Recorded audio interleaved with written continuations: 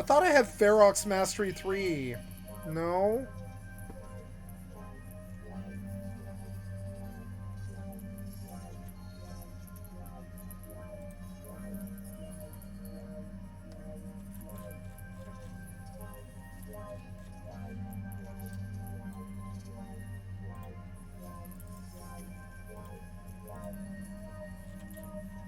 Warp drive active. Oh, yes. So that's a thing. Gotta fix that. Maybe I'll move this now over here so I can, like, get the full experience. Combine, combine, combine, combine, combine, combine, combine, combine, combine. Shields, shields, booster, hardener, AB. We'll go up under the Eve channel now just so I have the right content coming in, and I'm going to get inside and just log. I'm not going to do this right now. This is so annoying. Isn't this my own house? No, this is her house. Yeah, this is her house. So, but we can log here and the horse won't starve.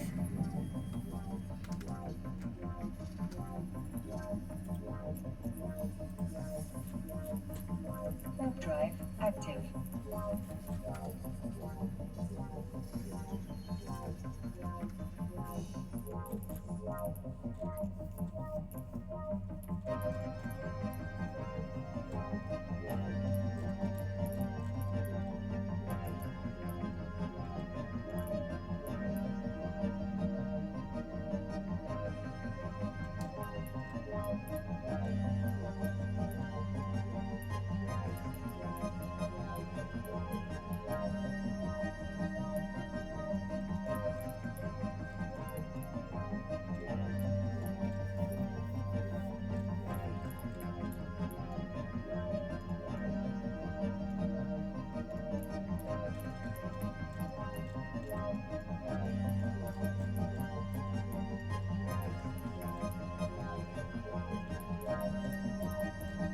Docking request accepted.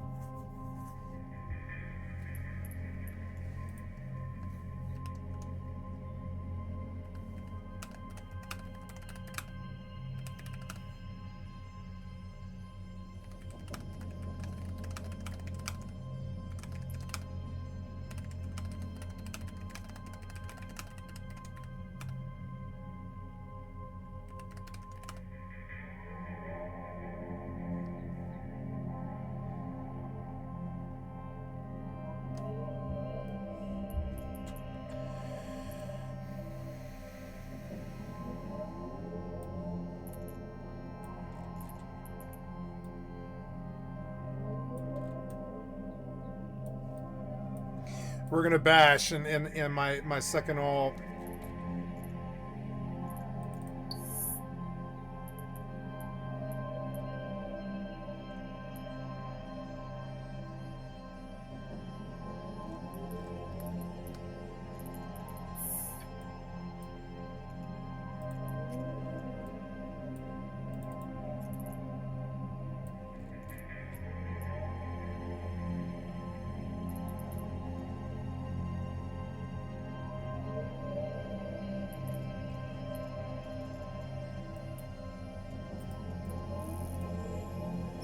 Gonna take another look at this rock and load it.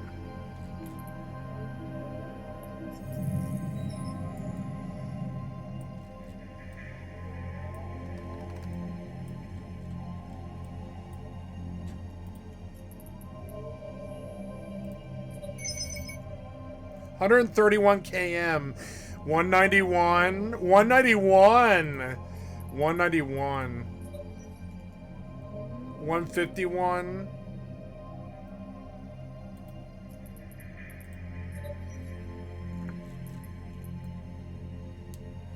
Hells yeah, there's the rocks. We're in battleships. Alldayerrydaybaby battleships.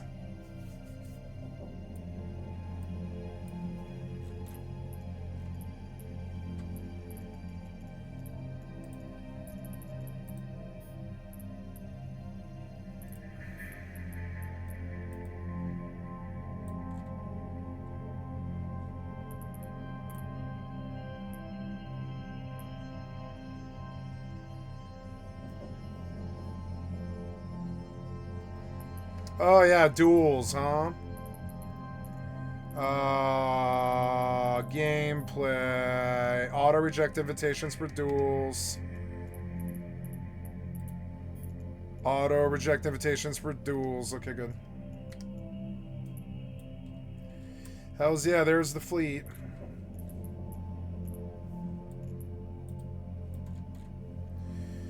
Okay, she's all set up. Multi-spectrum shield hardener, EM shield, and then medium compact cap booster. So I don't have a booster, but that's okay. Hells yeah. I need a rock skin.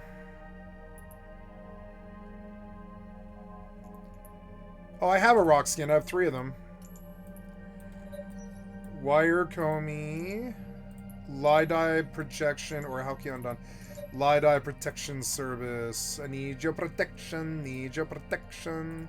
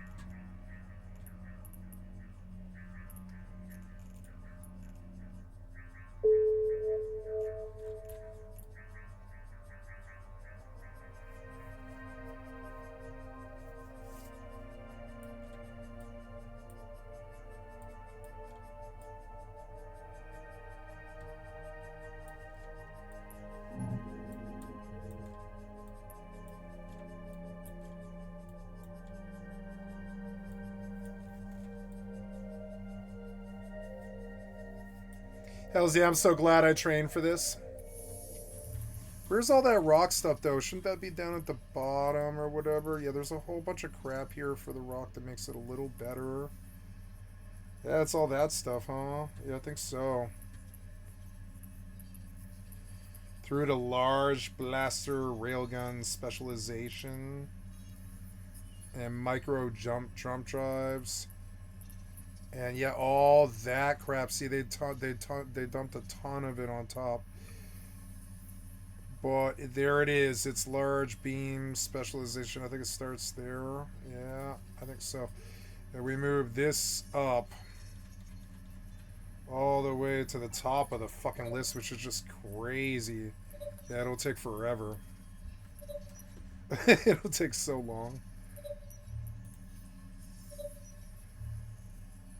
But I mean, whatever. I'm gonna fly battleships for this corp because I love this game.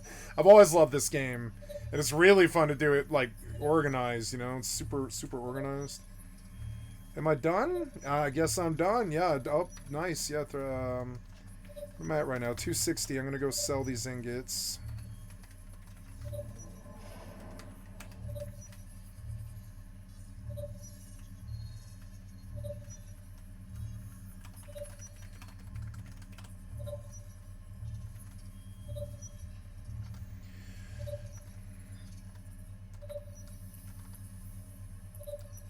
Look at all these fucking skills I had to pop to the top. But whatever. I have 2 million unallocated. I could just dump through this whole thing, honestly. Yeah, did I dump to the horse? No, I didn't dump to the horse. So I need to dump to the horse and feed the horse.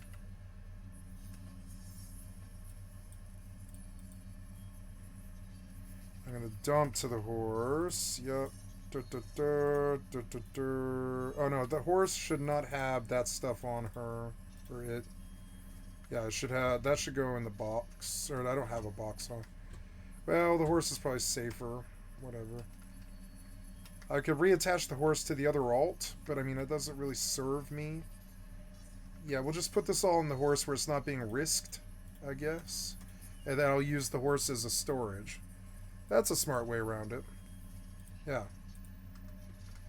And then, yeah, we can just go out and chop trees, I guess. Oh, cool. Are you done with this? Get out of it.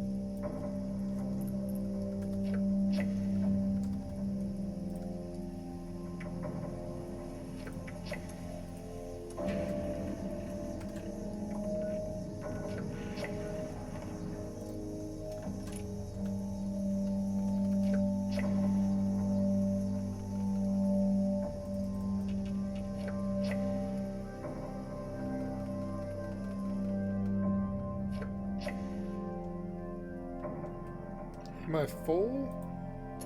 Yeah. Well, can I fix that? Ah.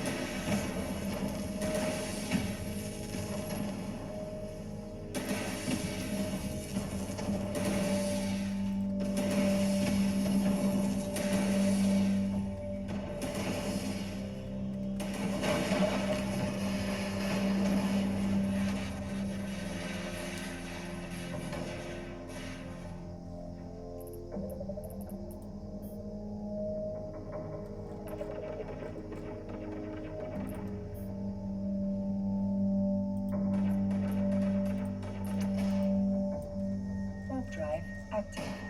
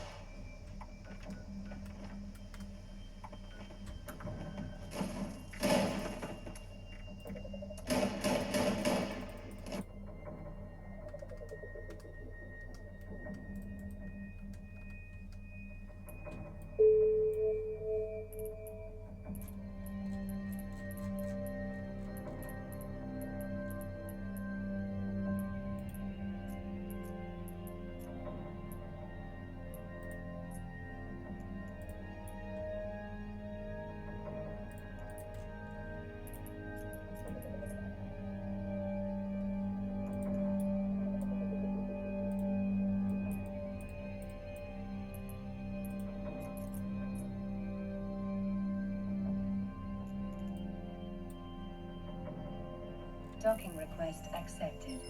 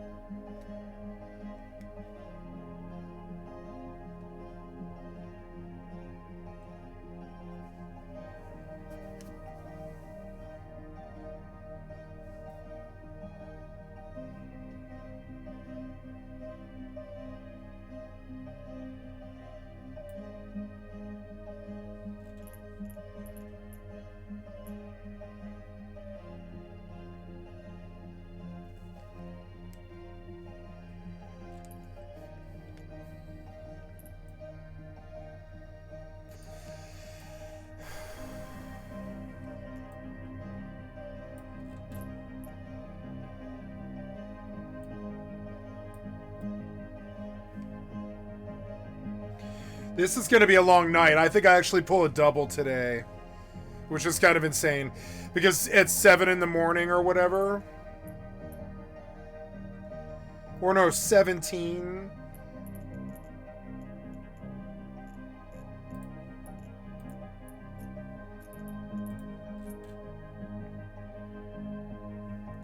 $17:30, which is in 14 hours. So yeah, what is that? That's 4 till midnight and then 10. Yeah, it's like 10 a.m. I can get up for that op, but I mean, I don't know. I'd have to go to bed at like 2 and wake up at 10. Yeah, I'll have to wake up early for the op, but I will. 17:30.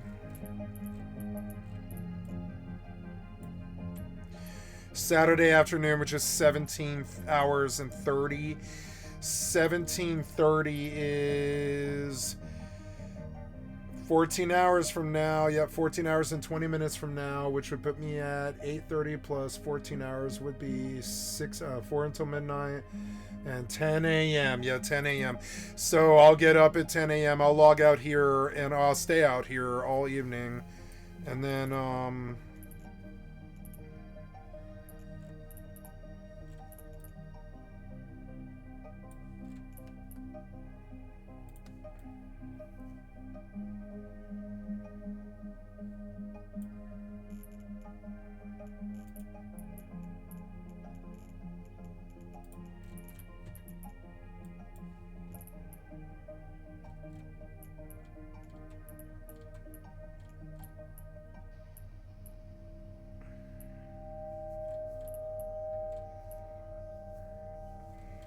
the onions and all the stuff smells so good. So good. Maybe I should stir it now that all the stuff is probably defrosted.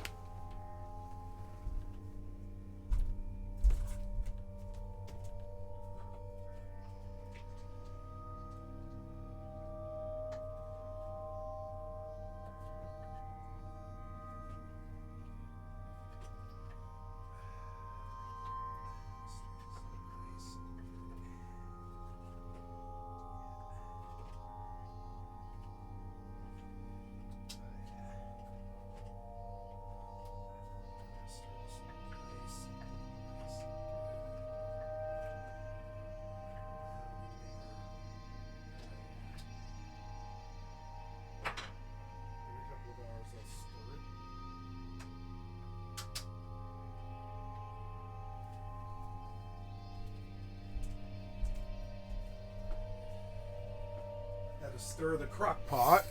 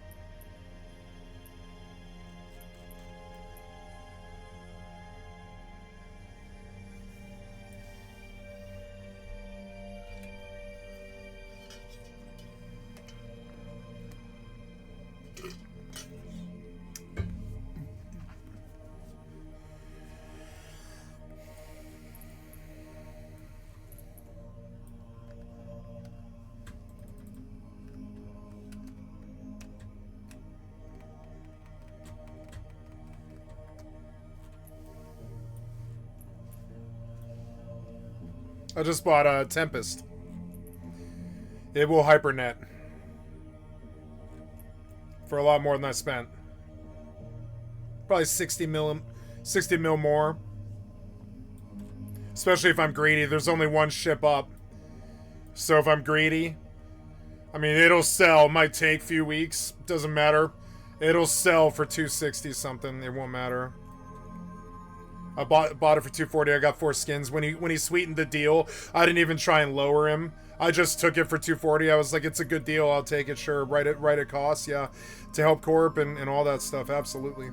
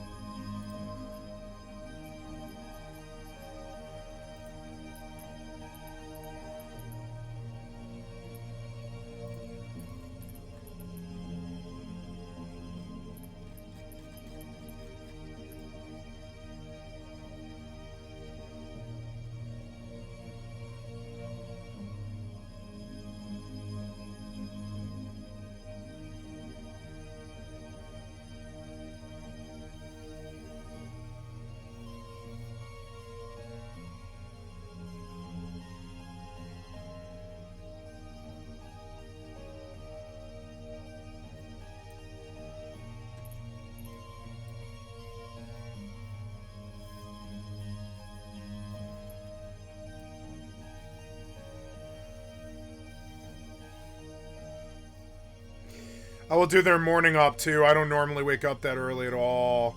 I will go to bed a little bit earlier tonight, like 2. And I'll take meds and I'll set the alarm for 9:45 and I'll get up and I'll do the corp op. And then I'll go walking and then I'll actually start my day. But I'll stream the corp op. It'll be amazing. We're gonna get a fight. He said like it's guaranteed. We're gonna definitely see a fight.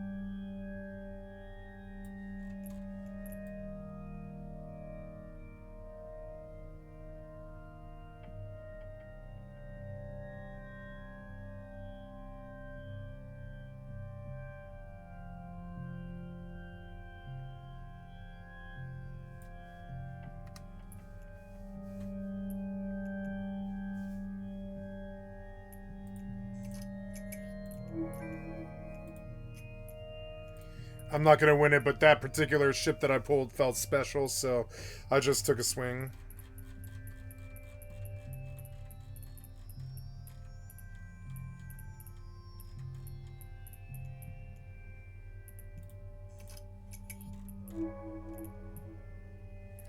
Take another swing.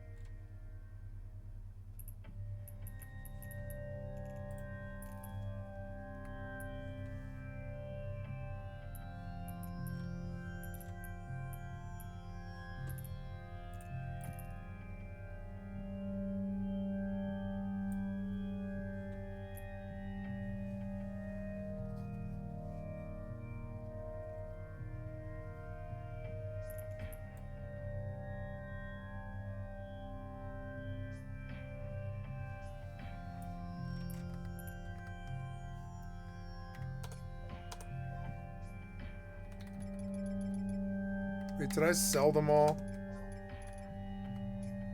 Yeah, and then sell the silver.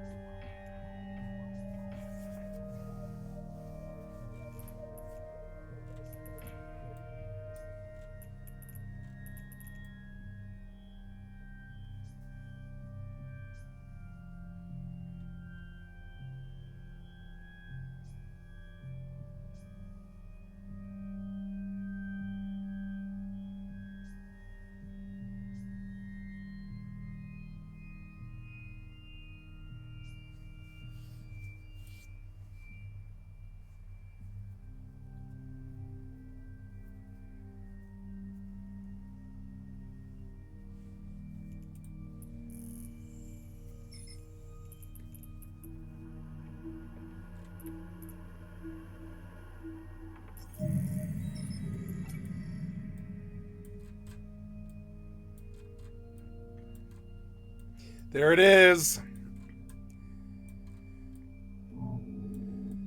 80 people. It's a slower op. A bigger one. A bigger one happens tomorrow morning at 10 a.m. See it? Fucking dope as fuck. See it? Way better than Star Citizen or anything like that. Anything like that. You know what I'm saying? It has its own epic shit. I live for this shit. I love this shit.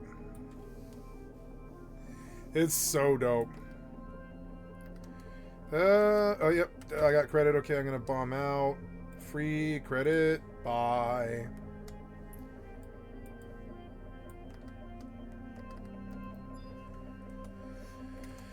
Yep.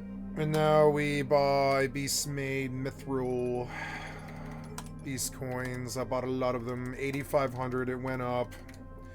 8,500's a little like worse, but not that much worse. 8,500.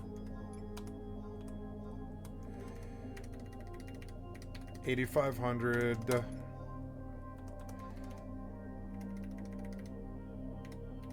8,500.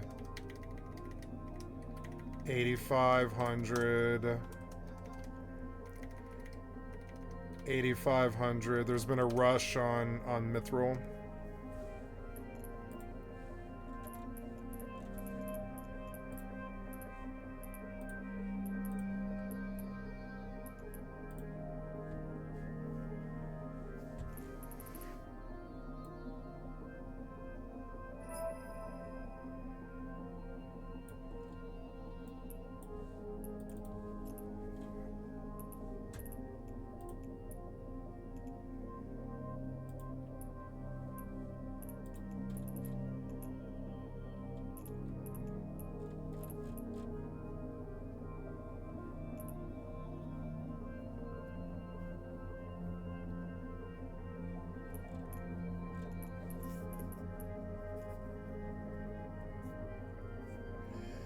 Somewhere along the line, it became like kind of an endgame EVE Online player. Because it's the only one that isn't boring to me. And all you have to do is press F1 and wait. That's it. Occasionally, like, you have to make a decision or do something. But occasionally. But most of the time, it's like the Civil War. You just... They tell you to shoot at that guy over there, and you shoot at that guy over there. It's not really... Like this thing about... Like, I mean, it is blob PvP, and you get erased. It fucking sucks. I'm gonna turn my hardeners on now. I'm not using the cap booster though.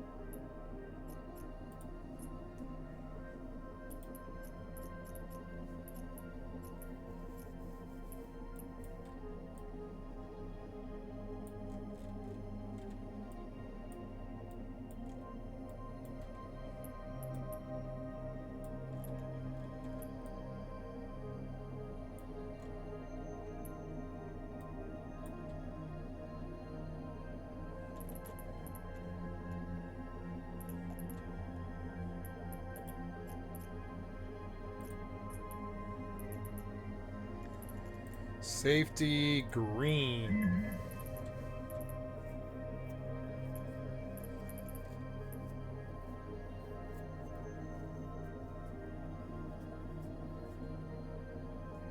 I missed this. I'm so glad I swallowed my pride and came back. Because I was like, it's not their fault I was leaned on by an enemy corp. It's not their fault. It's the enemy corp. Whatever. I was leaned on by safety. I couldn't travel in high sec without the definite gank. And I felt like that was personal.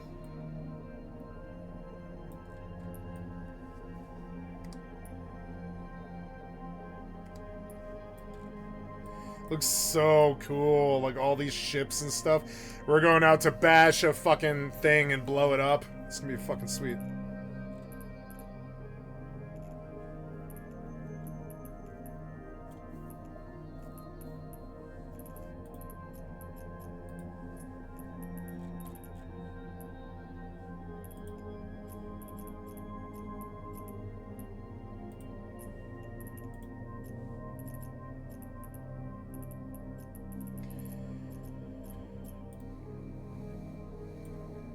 There it is. See it?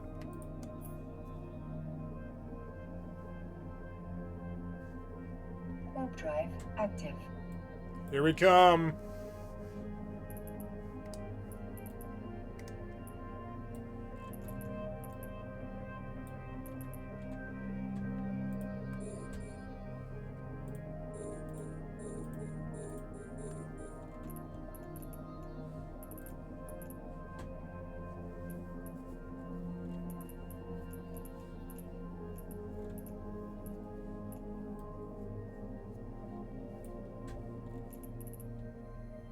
See this thing? We're gonna blow this up.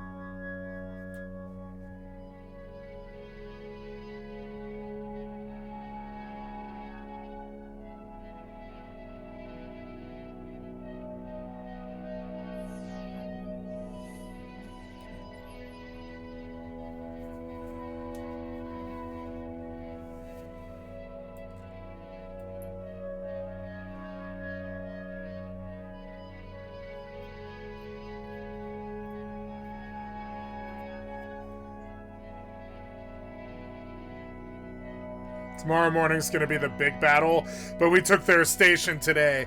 I came to stage 3, which is the best stage of this. This is a boring part of endgame Eve. You have to do stuff like bash stations like this, where you just sit there and you like...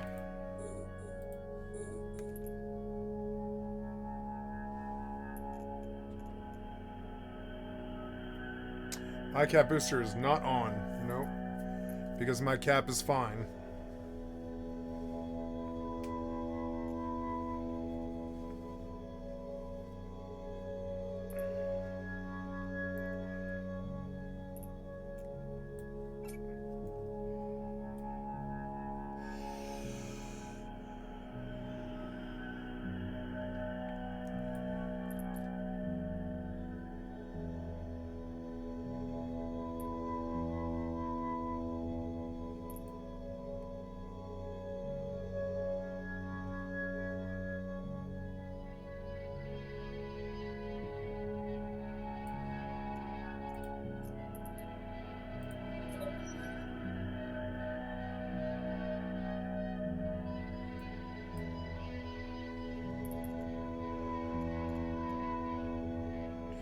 Ooh, 600 DPS.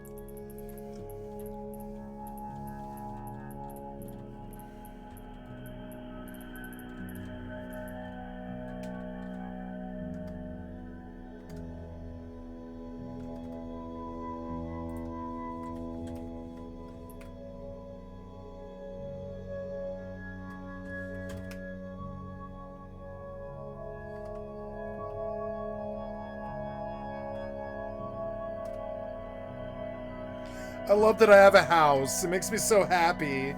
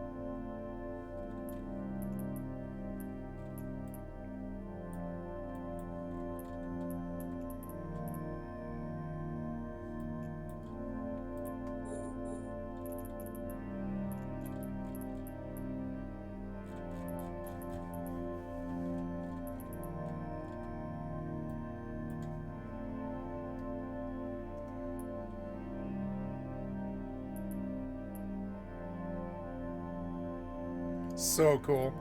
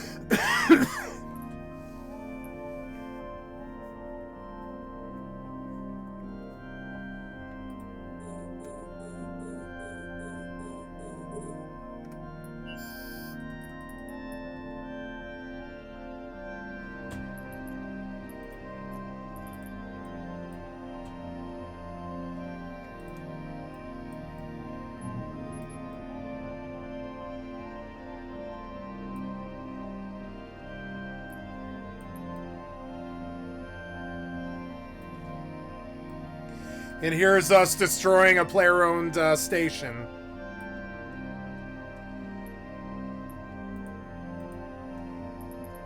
Where's my target? The hell?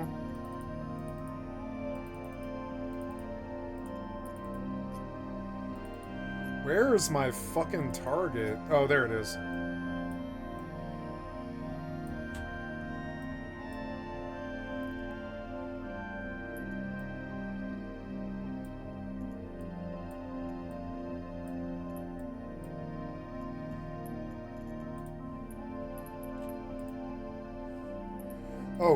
Oh, I'm sorry. Sorry.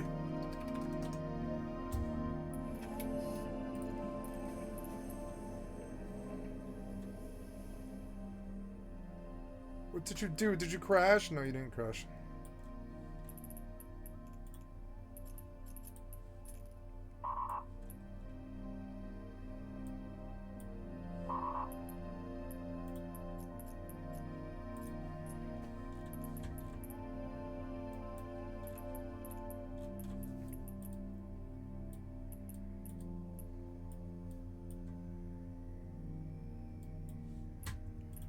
I did. I don't know why I didn't do this. Keep it range.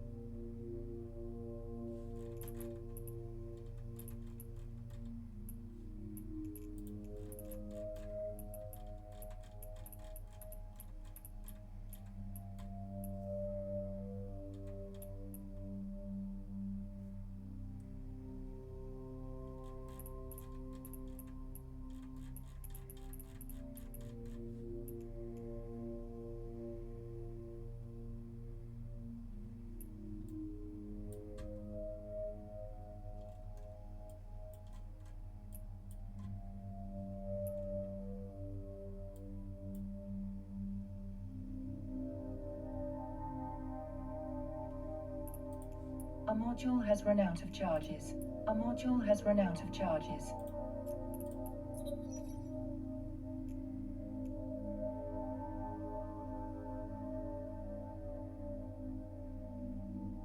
A module has run out of charges.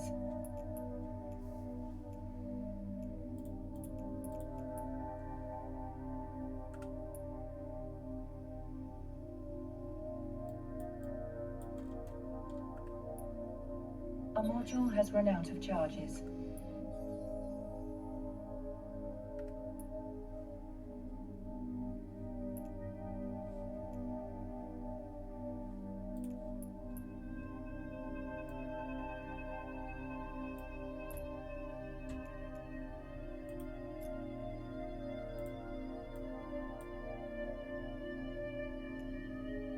A module has run out of charges.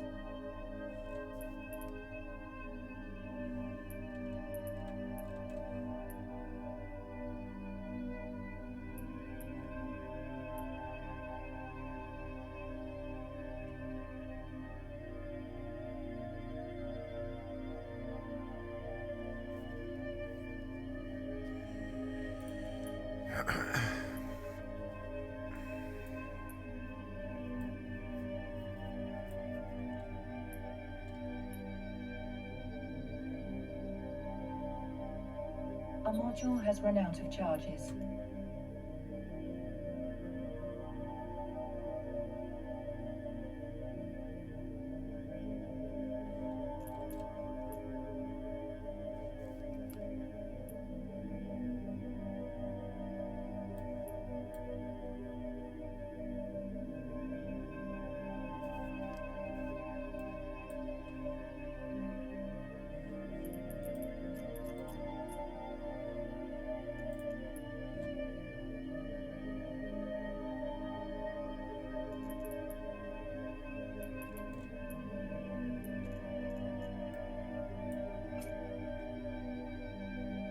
A module has run out of charges.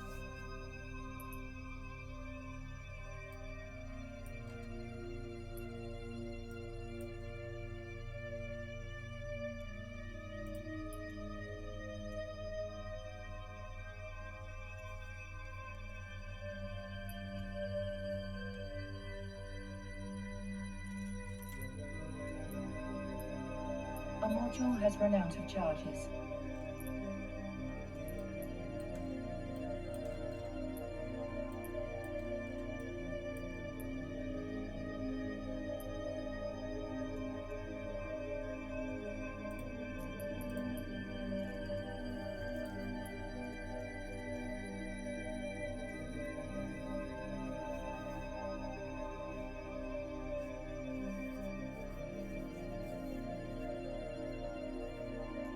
A module has run out of charges.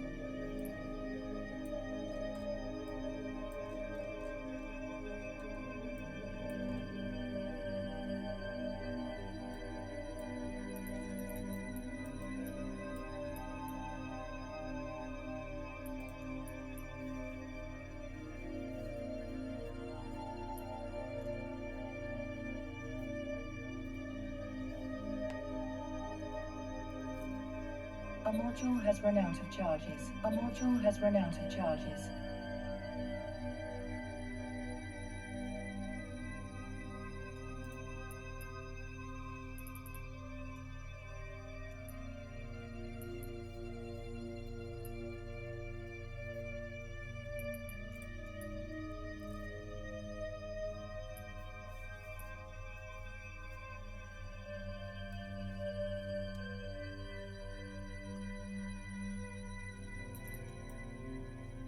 A module has run out of charges.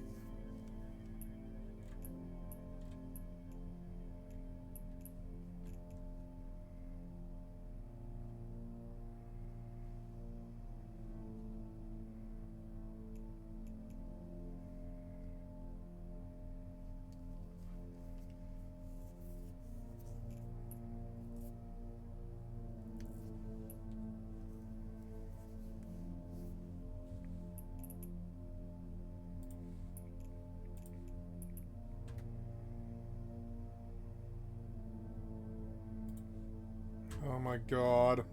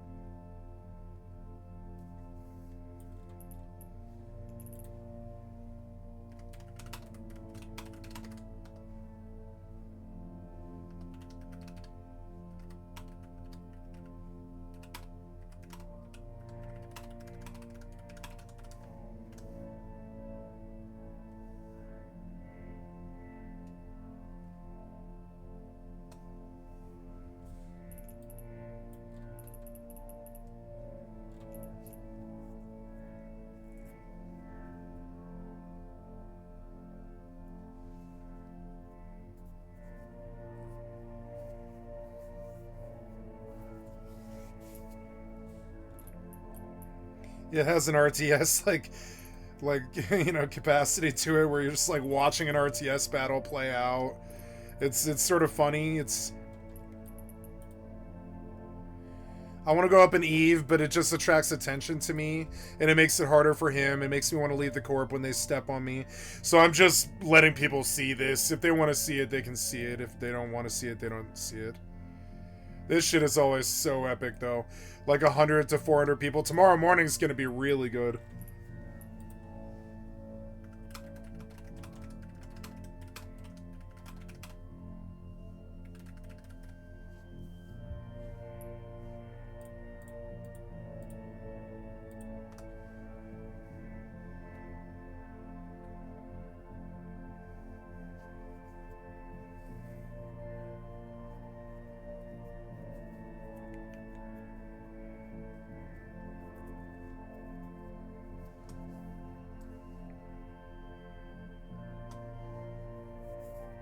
A module has run out of charges.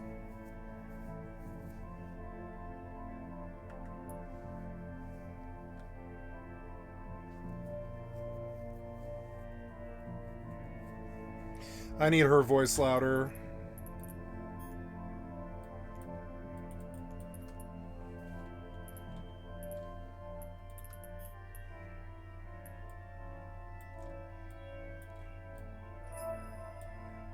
$44 million. A contract has been assigned to me. Wait, why was there money just now?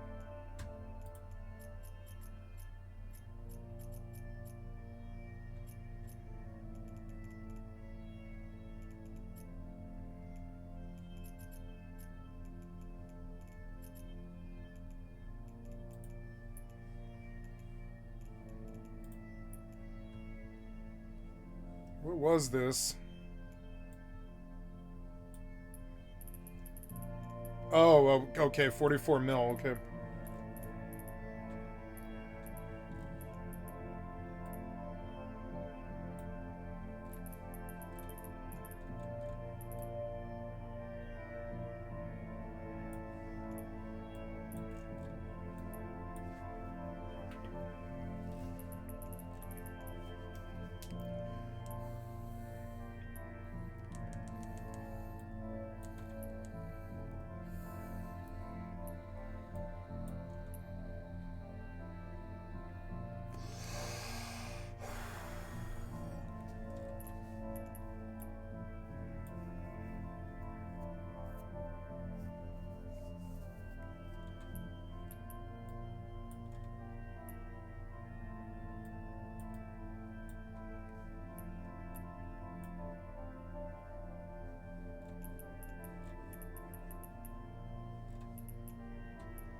I made 44 million for...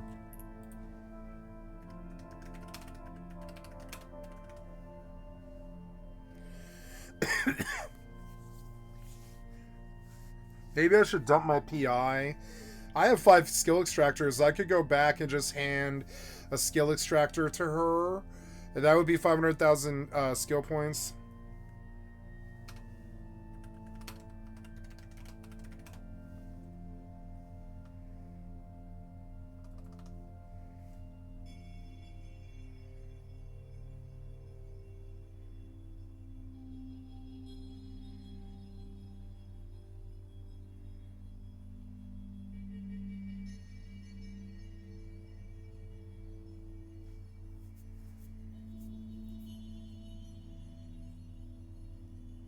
I got 44 mil just for showing up.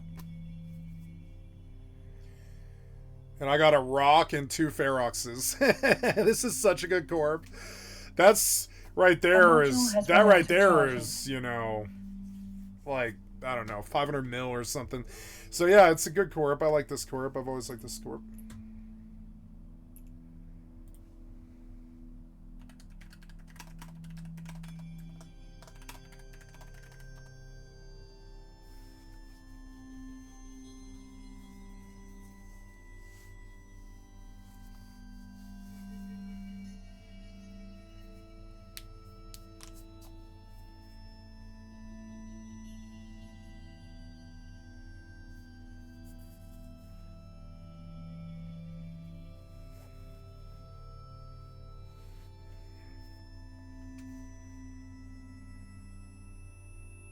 Gonna donate 100 mil on both characters. I need to send some is to my character, to my alt.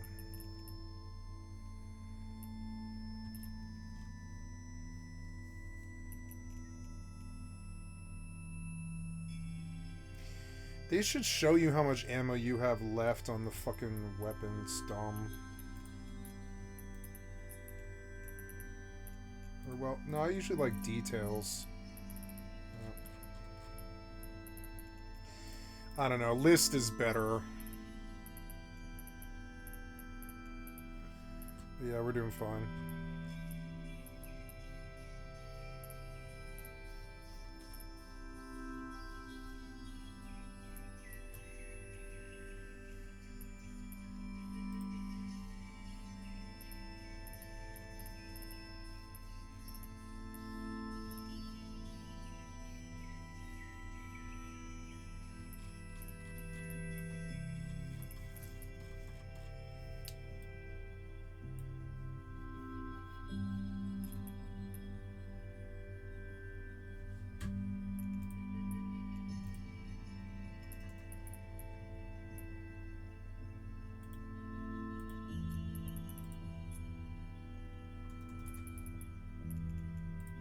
My drones are gone. No, my drones are fighting.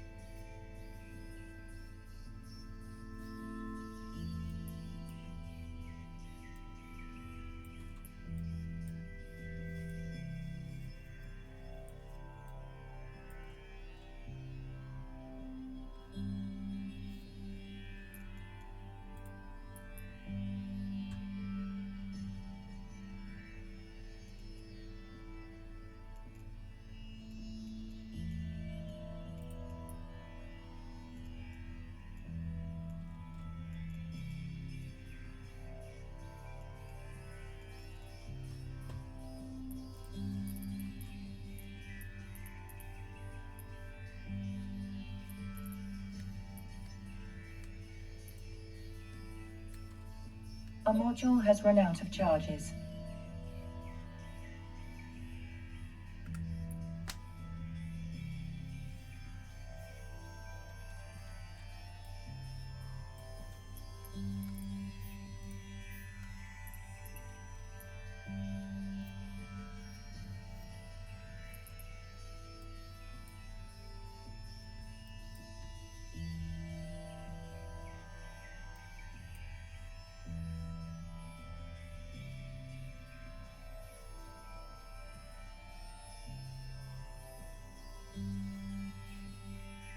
My dinner smells so good. At 10 o'clock, I'll sort it. Oh, my axe broke. I've got 260 wood. I broke pretty much immediately. Oops.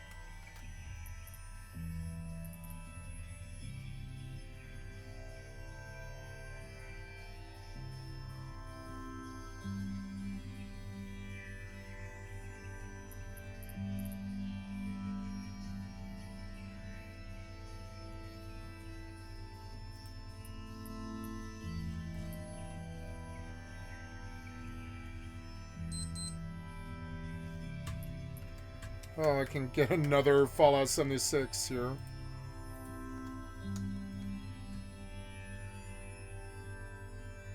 Fallout 76 Mothman thing.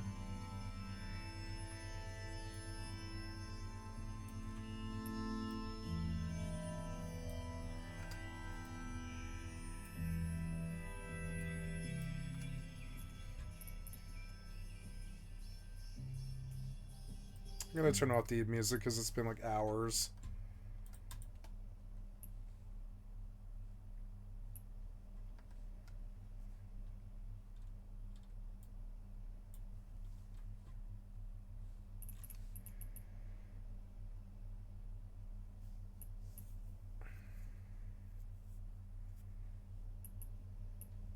There's a jackdaw.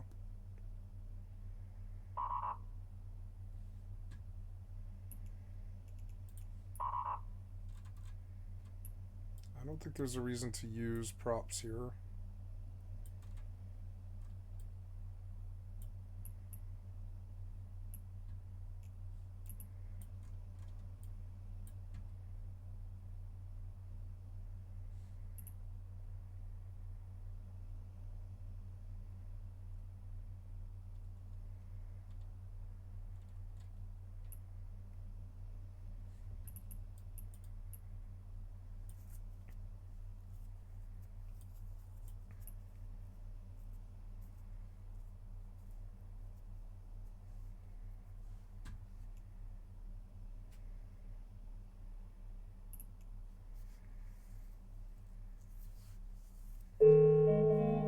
Skill training completed. Large beam specialization.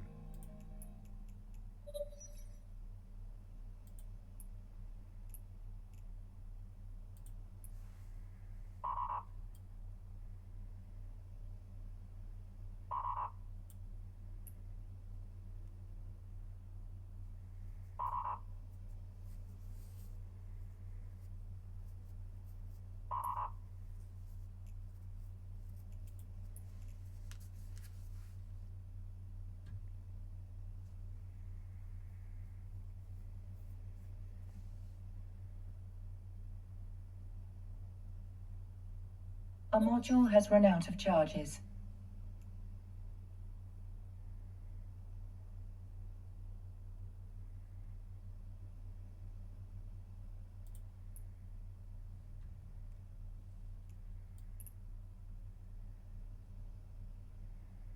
And if it's on like it slips on like a glove, end game stuff.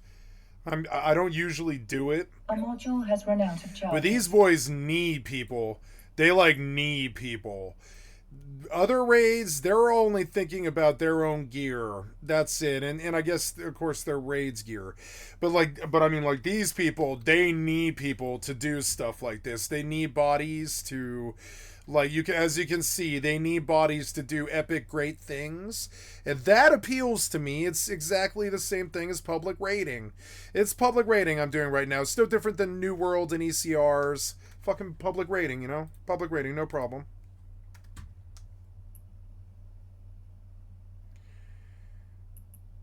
Berserker 2s.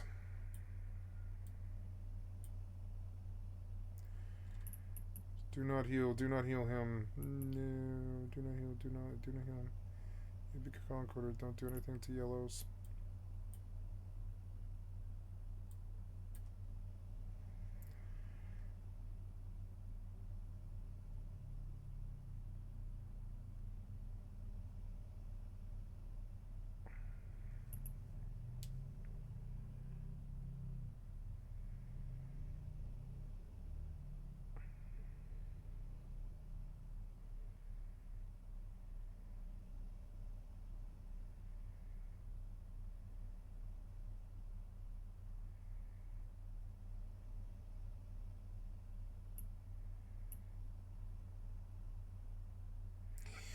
There's this person in the chat, in the fleet chat, I'm reading it.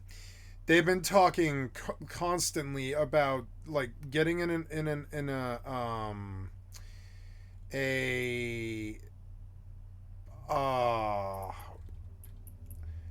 Osprey and popping a skill injector to do that.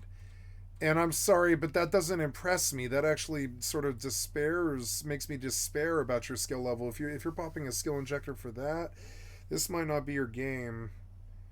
That means you're getting owned by CCP and peer pressure. Nobody needs you here, and honestly, you can spend your real life money like that, but that's not like the company wants you to sort of do that. That's your choice that you're doing that. I mean, the company wants you to, but I mean like, but they're not urging you to do that. That's yourself. You convince yourself to do that. The company is not like tricking you to do that or anything like that. They're not predatory. Like these people, they dump money like that. Skill injectors make CCP quite a lot of money.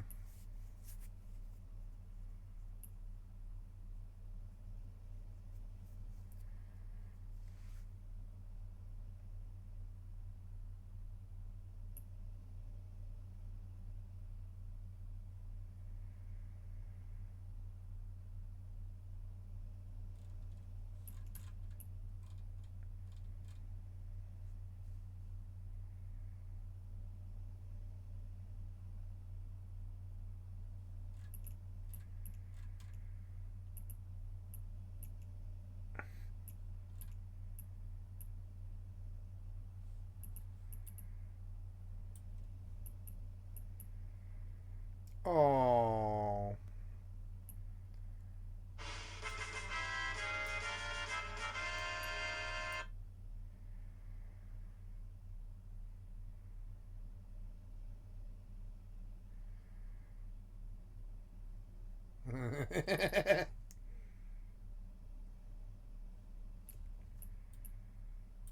Yeah, like none of it was necessary, really. Cancel everything.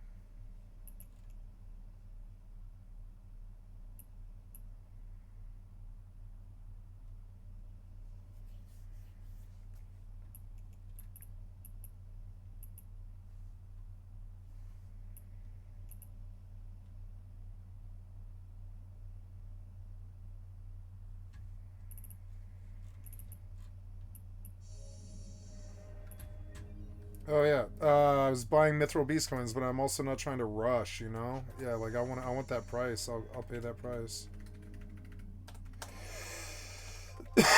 It's still profit.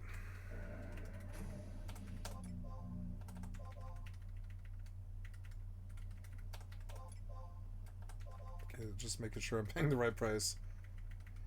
84. I'm gonna go back down to 100k again. Damn it. Just gotta make sure I'm shooting.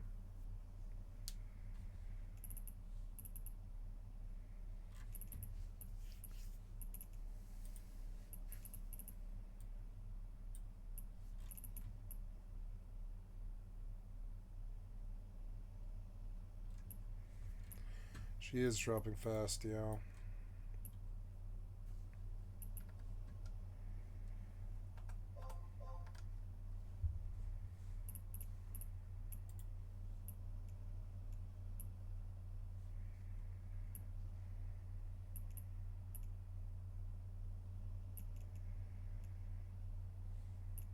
A module has run out of charges.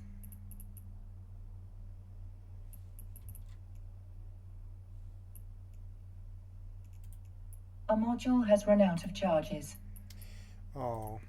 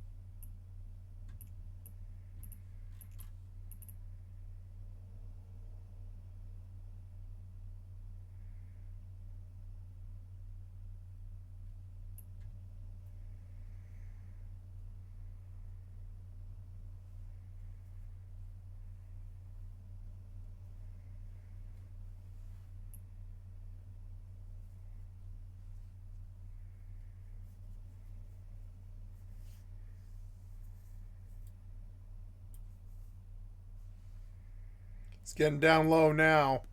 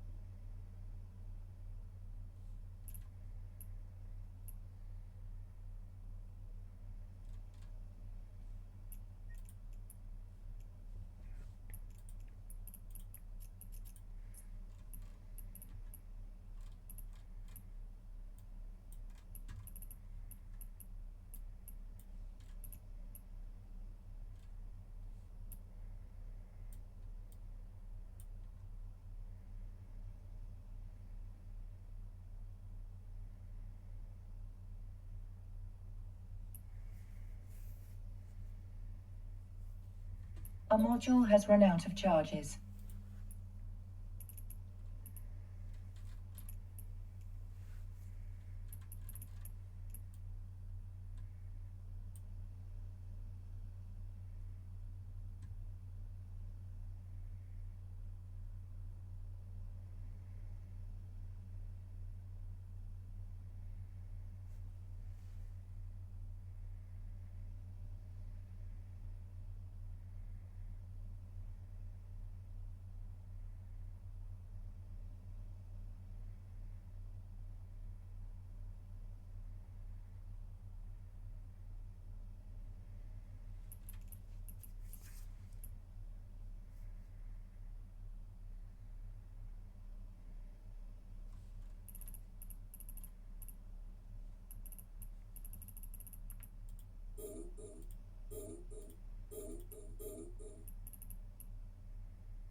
It's gonna blow up now. You guys ready? Here it goes. It's about to blow.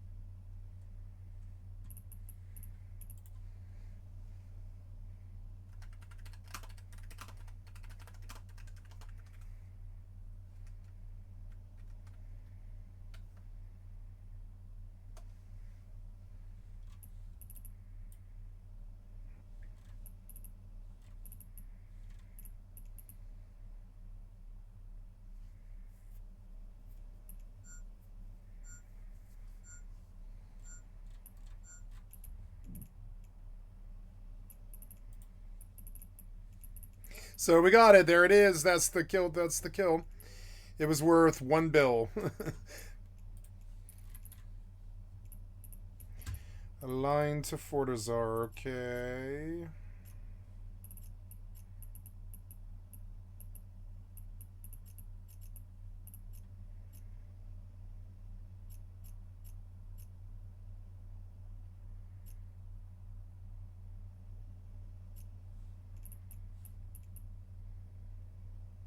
Warp drive active.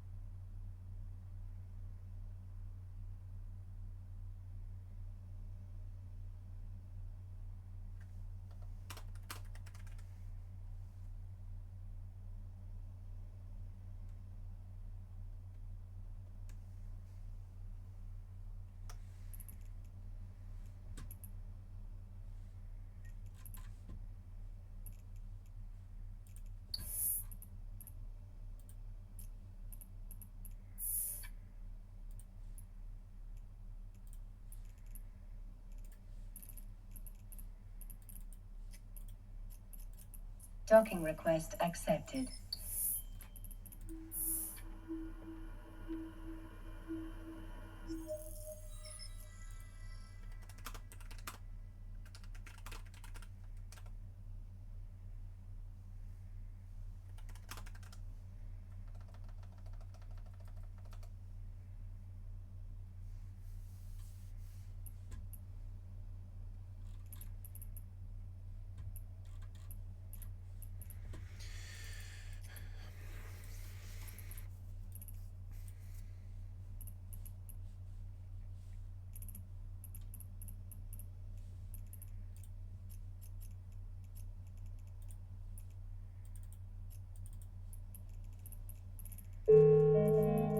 Skill training completed.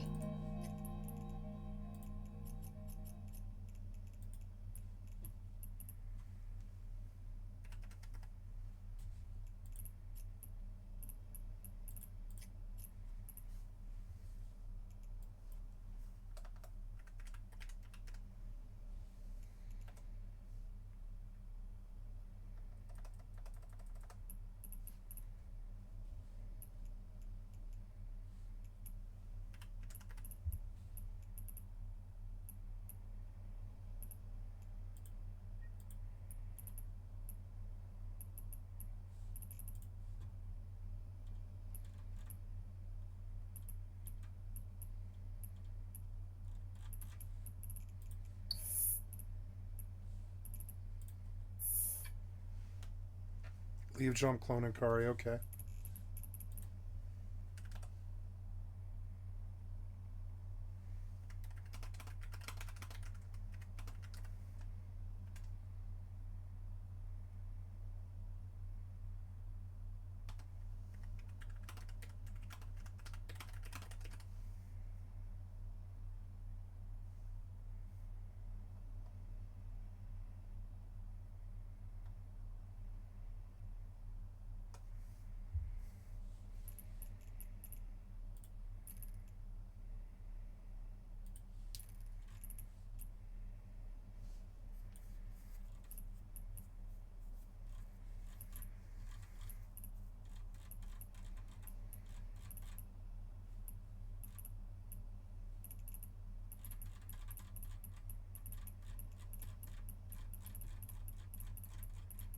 Okay, that was the op, which was fun.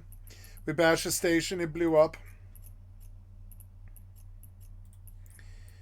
I leave a jump, clone, and Kari, which is here.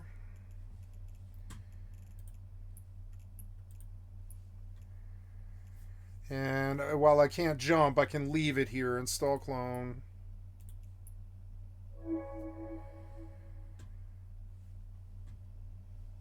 Good. I will leave the clone with implants here, and I will jump out. I need antimatter, Caldari antimatter for this ship that I'm in.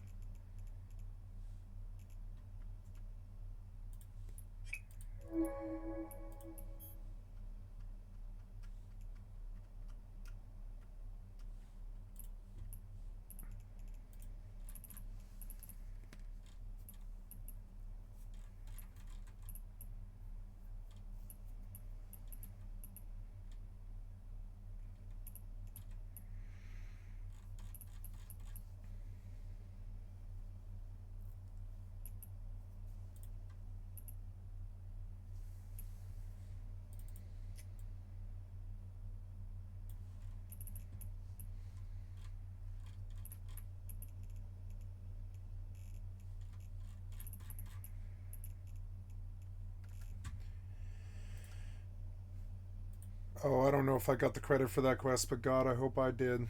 I have no idea. I think I probably did, because I logged in at like, oh, I don't even know. I don't think I even got in, though. So I really don't know. I have no idea. But oh well, we're going to chop wood. What am I at now? I'm at 533. I don't know why I'm not chopping. Start chopping.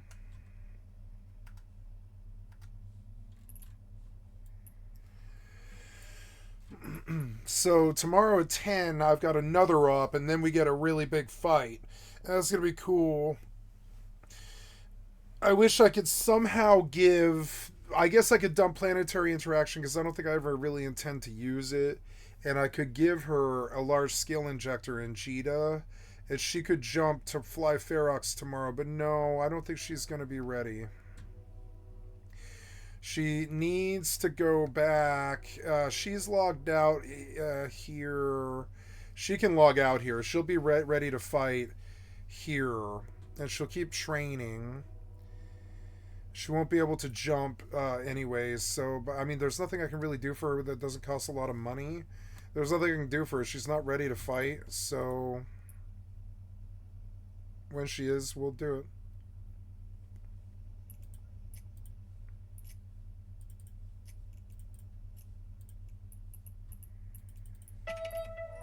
7,000.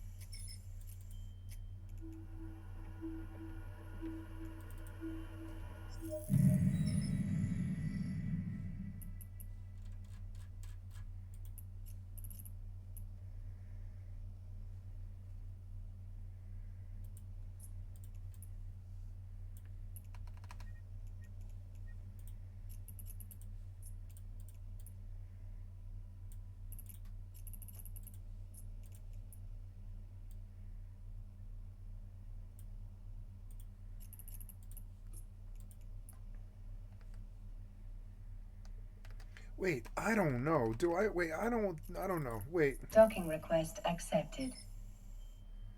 I don't think I need to go anywhere. Where? Oh, yeah. I mean, I guess, yeah. I'll have to do all these jumps back out here just so what I can continue to do like hauling all night. I don't think so. I think I rest Eve for a night and I just turn it off, I guess. Or not turn it off, but I don't know. Maybe what I'll do is I'll go bring, yeah, I will detonate and I will bring I will come back here. Yeah, undock while I'm at war, yeah. And I will bring a Gita, sorry, I will bring a Gila out here.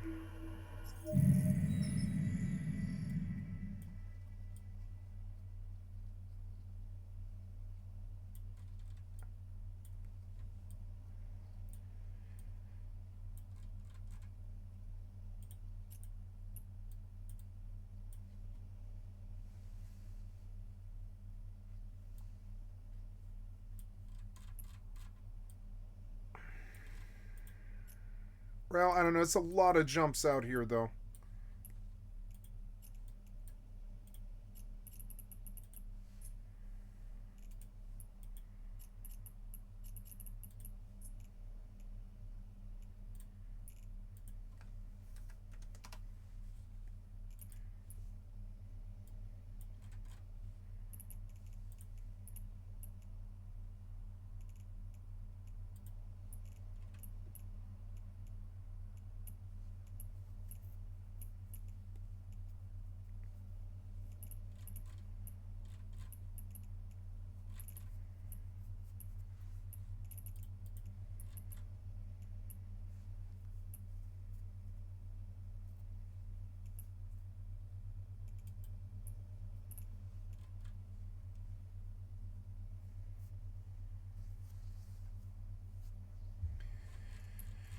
So, yes, I detonate. I think I will stir that pot. I'll be right back.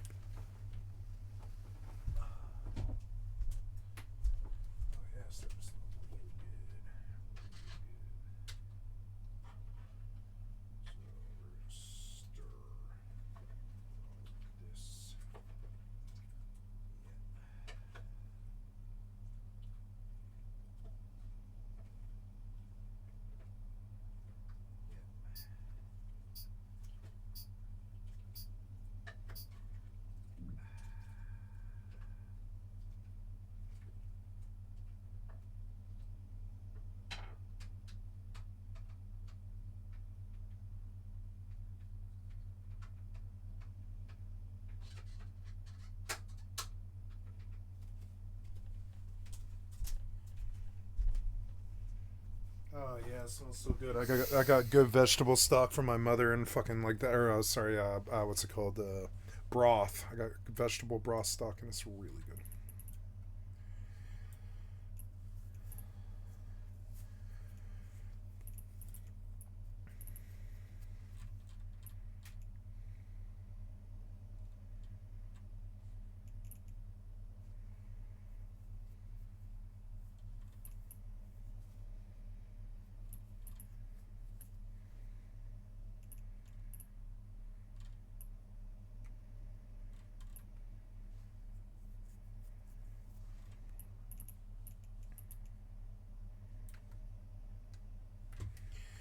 Resource depleted.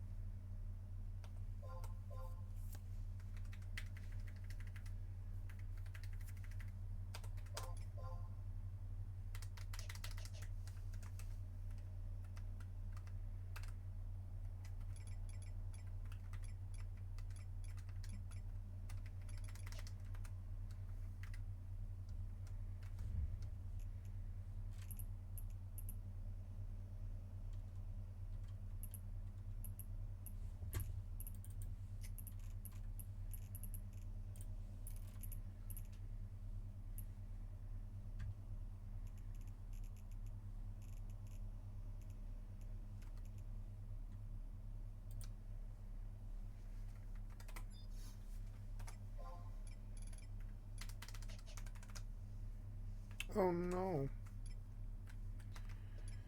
What do I do? I send fire to myself or something.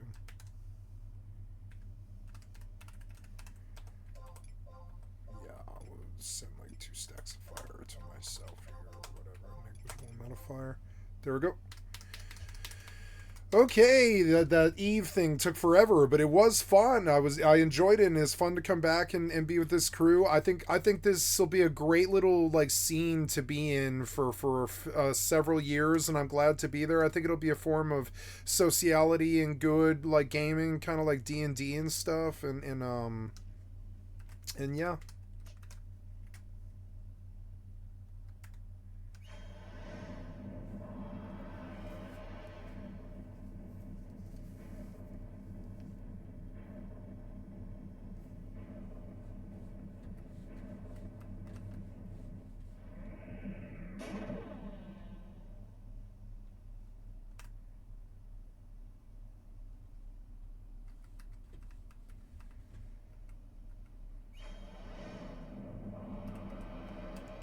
Dump, right?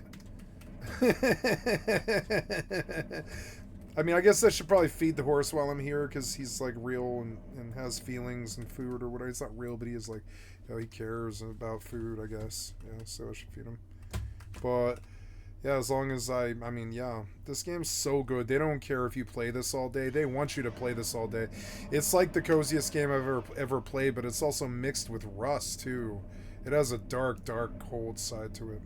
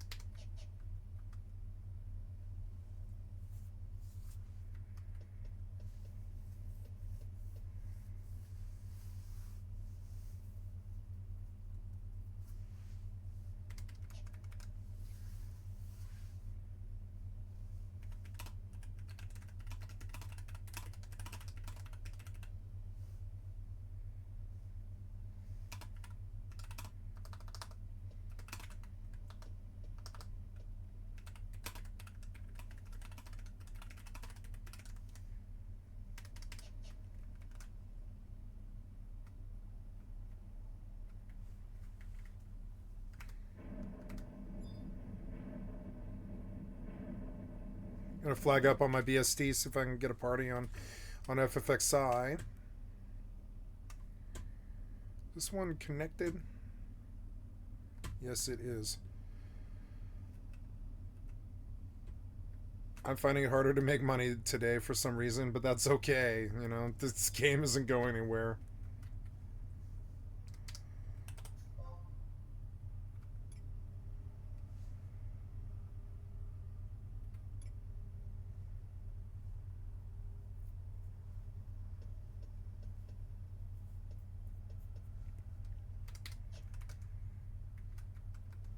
Let's watch a video.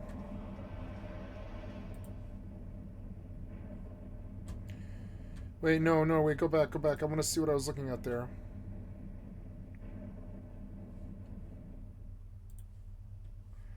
Oh. Star Wars Galaxies revisit in 2025. Oh.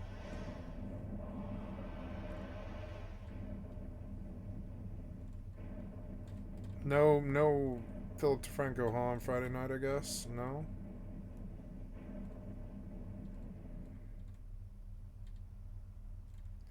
Why everyone is scared of Eminem.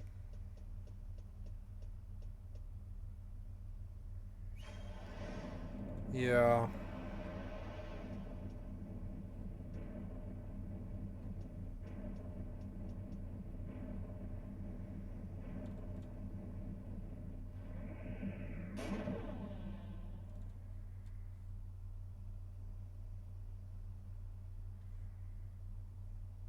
Uh-oh.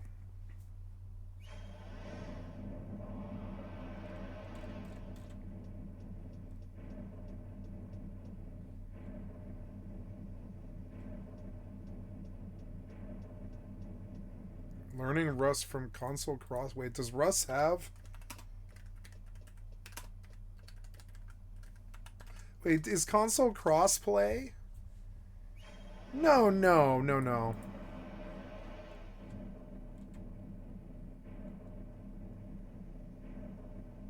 I love Drop Dead Fred.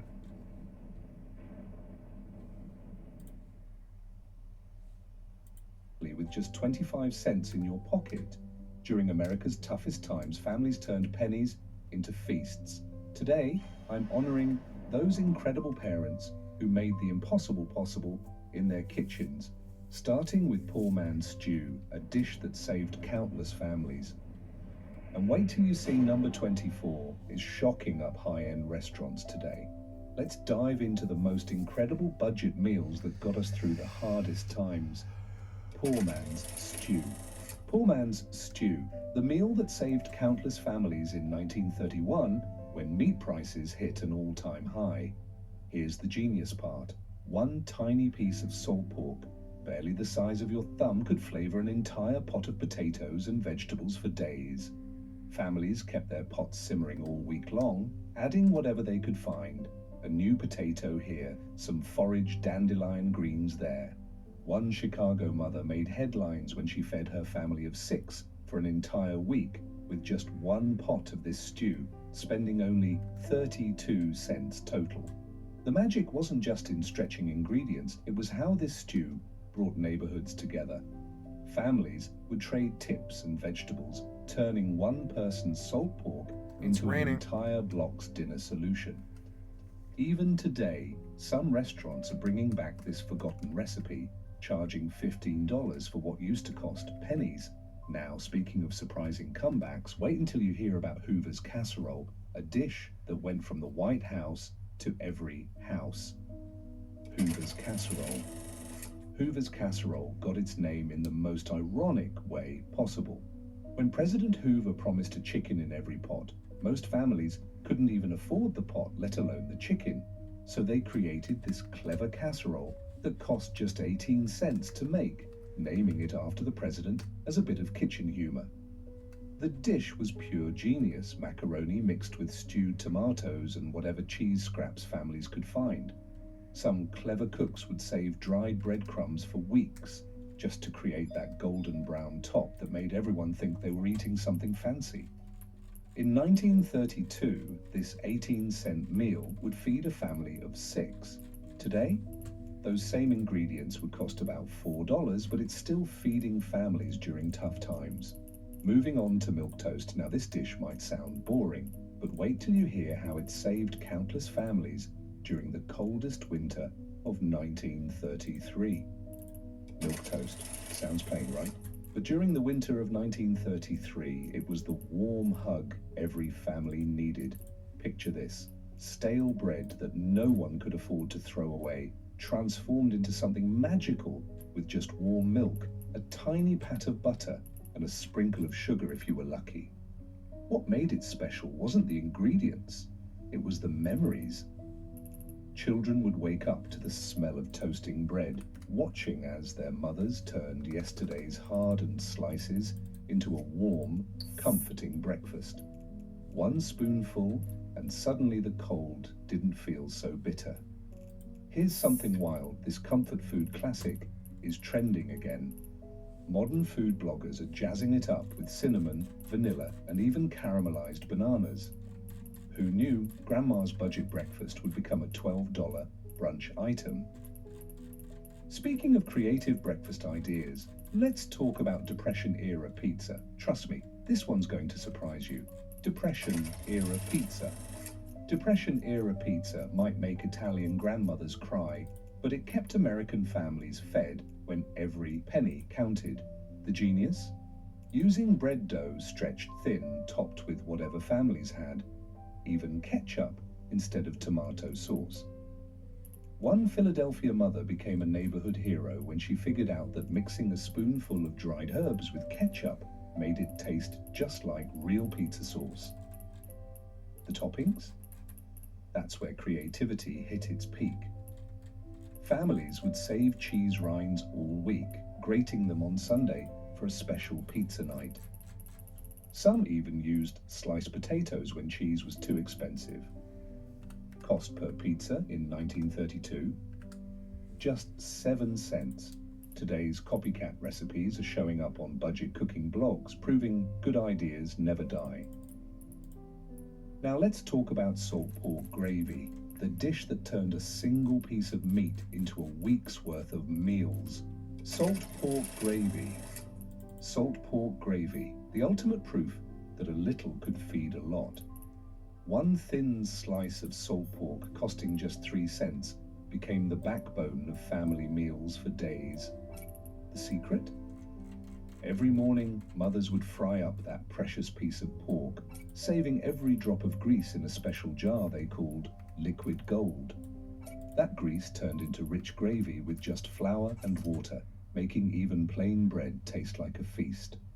In mining towns, this gravy became so popular that company stores started selling salt pork on credit, knowing families could stretch it into 10 meals. Today, some southern restaurants still serve this poor man's gravy as a tribute to their grandparents' ingenuity.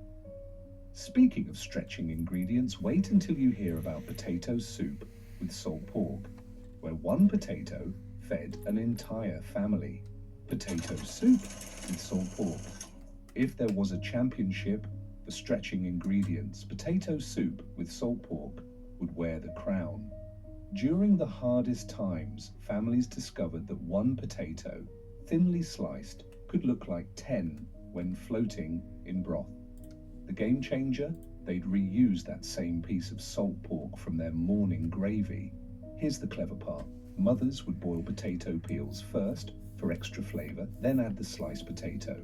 Some even fooled their kids into thinking it was a different soup each day by changing just one ingredient, a carrot one day, an onion the next. One rural Ohio family fed 6 people for 4 days on just 3 potatoes and a single slice of salt pork. Now let's talk about something completely free, dandelion salad. Yes, those pesky yard weeds became dinner's secret weapon, dandelion salad. When your backyard becomes your grocery store, you know times are tough. But in 1932, smart mothers turned those pesky dandelions into what they called spring survival salad. The best part? It didn't cost a single penny, just to walk through your yard with a basket. Kids had special jobs. The young ones picked flowers, while older ones dug for the prized roots. One Chicago newspaper even printed a dandelion map showing the best picking spots in public parks.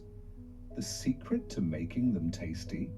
Soaking young leaves in salt water to remove the bitterness, then tossing them with a splash of vinegar saved from pickle jars. Would you believe doctors actually recommended this salad? They called it nature's multivitamin, packed with more iron than spinach and completely free. Up next is cabbage and noodles, a dish that had an entire neighborhood sharing one cabbage head. Cabbage and noodles. Cabbage and noodles became the star of neighborhood sharing circles in 1933, earning the nickname Five Family Feast. The brilliant strategy? 5 families would chip in 2 pennies each for 1 head of cabbage. Then came the magic. Mothers discovered that shredding it paper thin made that single cabbage look like mountains of food when mixed with homemade noodles. Here's the clever part that'll blow your mind. These resourceful women created a secret bartering system. They'd save eggshells, clean them meticulously, and crush them into powder for farmers' chickens as calcium supplement. In exchange, fresh eggs, pure genius. They'd use just the yolks for golden noodles and save whites for Sunday meringues. One sharp-witted mother in Cincinnati became known as the Noodle Queen because she could roll her noodles so thin they practically disappeared in the dish, making it seem like there were twice as many. The math is incredible. 1 cabbage, 5 eggs, and some flour fed 20 people. They called it stretching wealth, even though that wealth was just 10 cents worth of ingredients. The dish became so popular that when the local general store ran low on cabbage, they started a waiting list they called the Cabbage Club. Next up is bread soup, a dish that turned stale bread into something so good, people still make it today. Bread soup.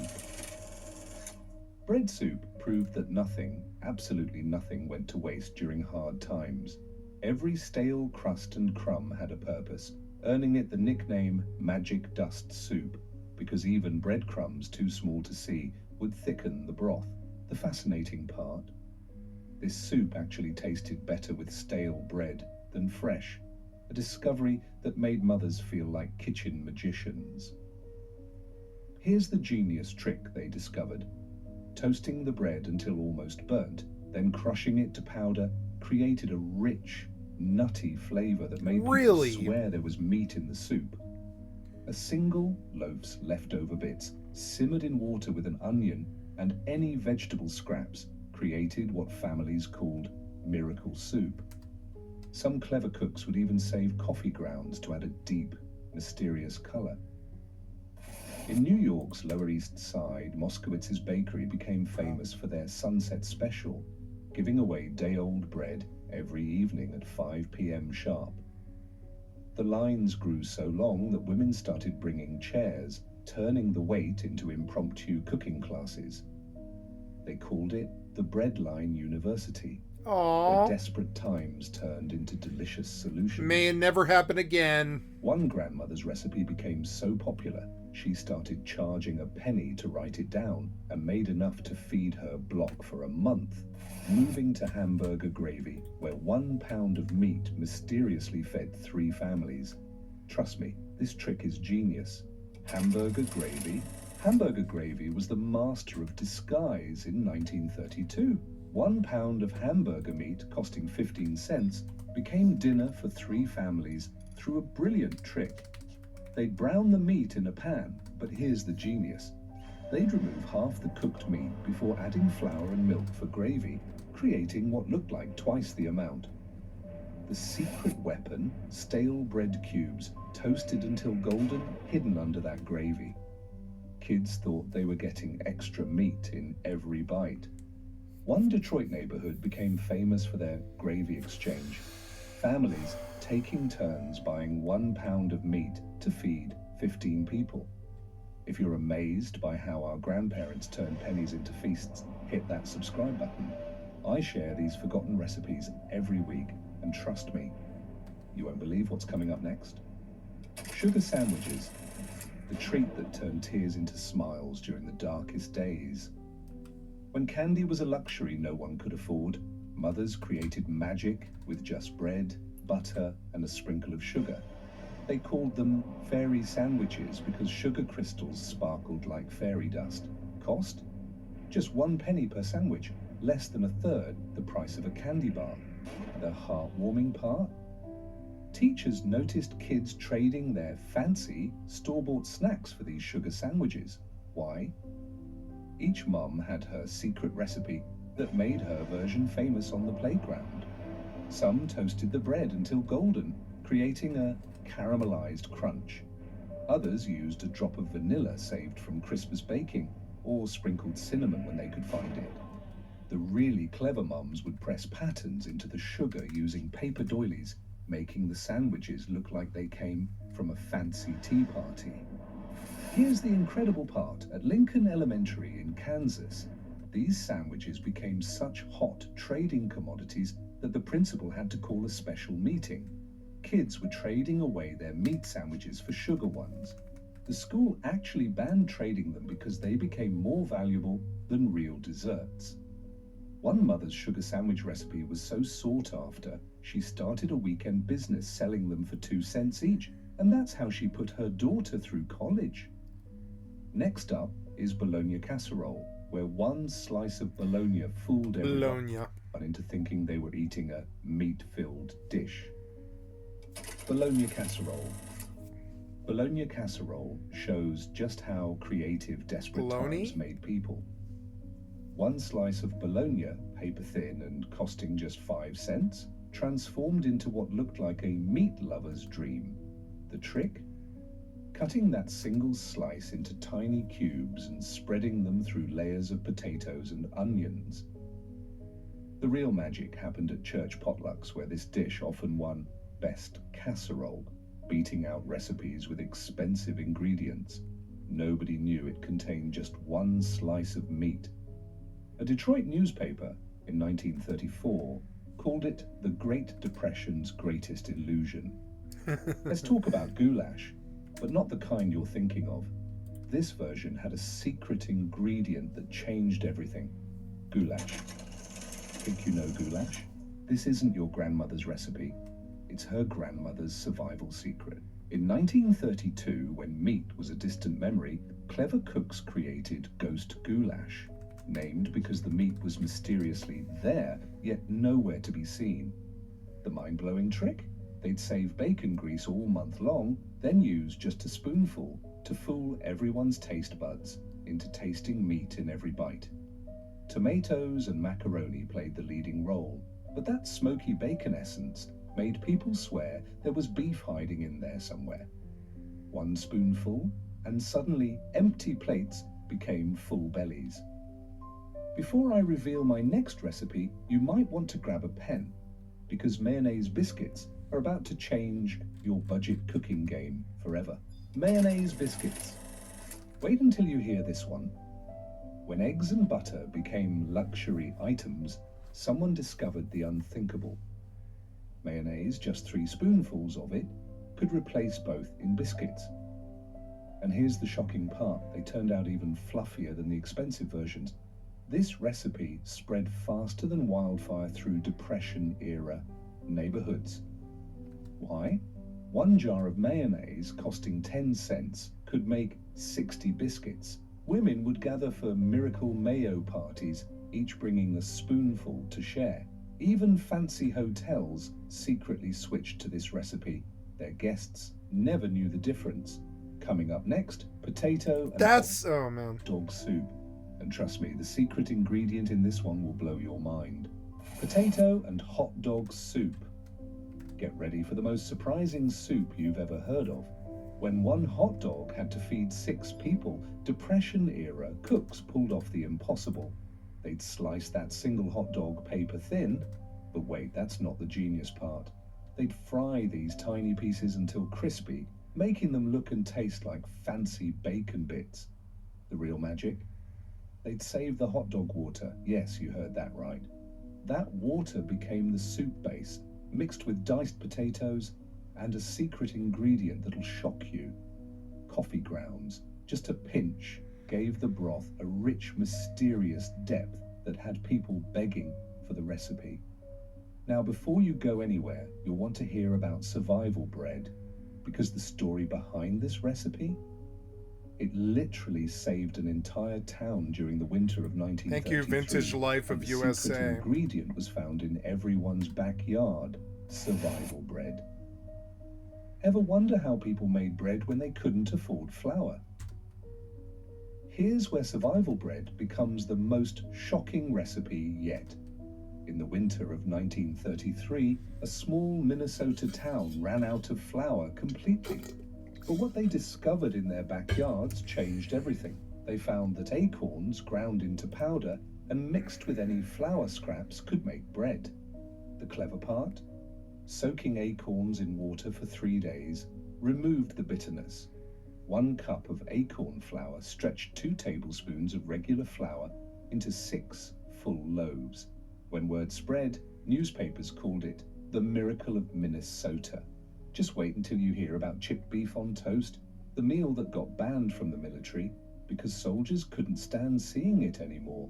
But during the Depression, it was better than gold. Chipped beef on toast is a dish. Chipped beef on toast. Oh, it's just a slice of bread, some meat with some like gravy from like potatoes, basically, or whatever.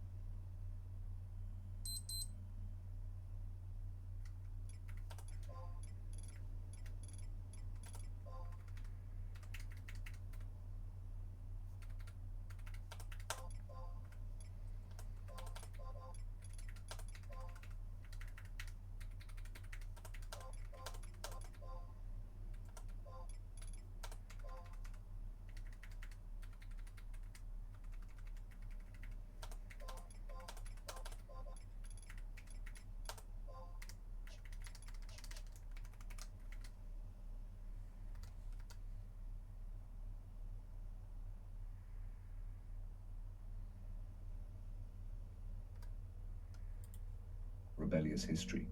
Chipped beef on toast got so notorious in military camps, soldiers nicknamed it SOS, something on a shingle. But during the Depression, this military cast-off became a prized feast that could feed 10 people with just 2 slices of dried beef. The genius move. Mothers would shred that beef so thin it practically disappeared, then create a rich gravy from flour and milk. Flour, milk, and beef jerky. Stories spread of whole neighborhoods pooling pennies to buy 1 package of dried beef, turning it into enough SOS to feed every family on the block. And if you think that's clever, wait until you hear about mock apple pie, a dessert so convincing it fooled even the pickiest pie judges at county fairs. It's weird that we get this poor, but I mean, I guess, yeah, like the Dust Bowl, it was the Dust Bowl. The Dust Bowl will do it. The Dust Bowl fucking fuck you. Why do you say that I have 10,000 wood? I don't have 10,000 wood. Oh, I have a pet? How do I have a pet? Oh, yeah, my pet. Oh, yeah, no, my pet has 10,000. So let's go talk to her.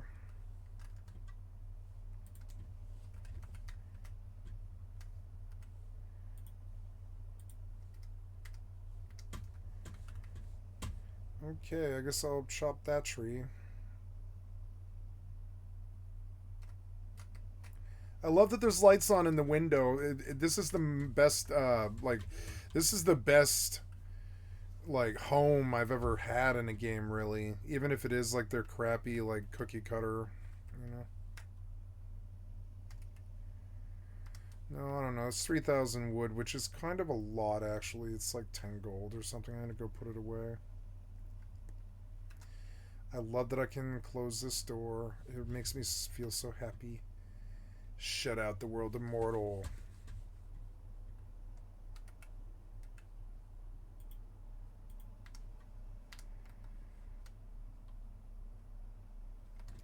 Okay. Using a single apple, mock apple pie is the most mind-bending recipe yet.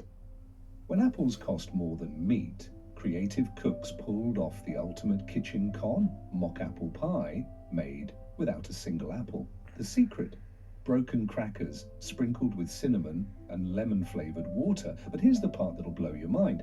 This fake pie actually won first place at the 1934 Illinois State Fair, beating real apple pies. I love apple pie. I like pie. I have a weakness for pie.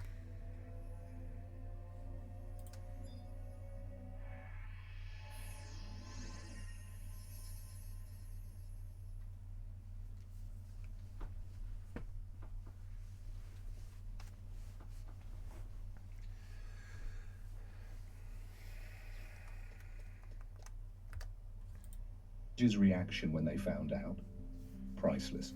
One winner confessed she'd been serving it to her family for months, and not even her apple farmer husband could tell the difference. Cold. Next up is Depression-era meatloaf, and trust regulate the heat in this room. What they used instead of meat will make you question everything you know about cooking.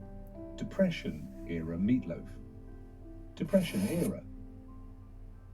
Meatloaf might be the most brilliant food disguise ever created. When meat prices hit rock bottom in 1992, families created mystery meatloaf. I'm gonna turn on my heating pad. Ah, what happened? No. Oh, you're so annoying. Anyways, yeah, I'm gonna throw on my blankets and a heating pad. That will warm me up. Yay. I'm such an old fuddy-duddy now, and I don't mind it. I did mind it up until just someday when I didn't. Somewhere around when I was like 41 or something, I was like, I don't mind this. I don't mind being old and just sort of being an old fuddy-duddy with a blanket and a heating pad. I don't care. You know, I'm like my parents, I guess. Whatever.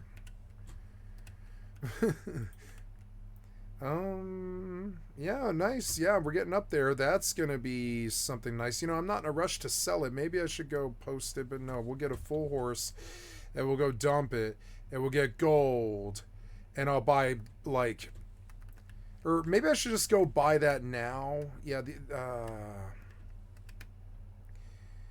maybe I should just go sell that and bring back boxes. Maybe. Yeah, these are the ones we've been shopping. Is she done on this one already? Yeah. So do this one by the house. Yeah, we'll do these ones by the house. Stop.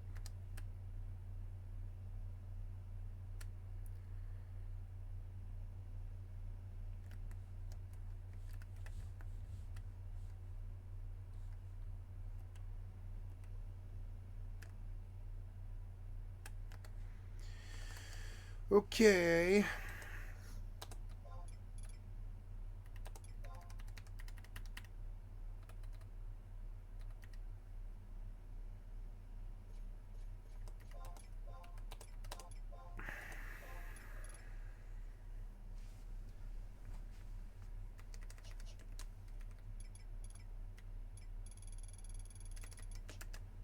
$106. So any more that I make, oh yeah, no, that's it. I'm done. I like spend out my money. Maybe I should go see what's sold.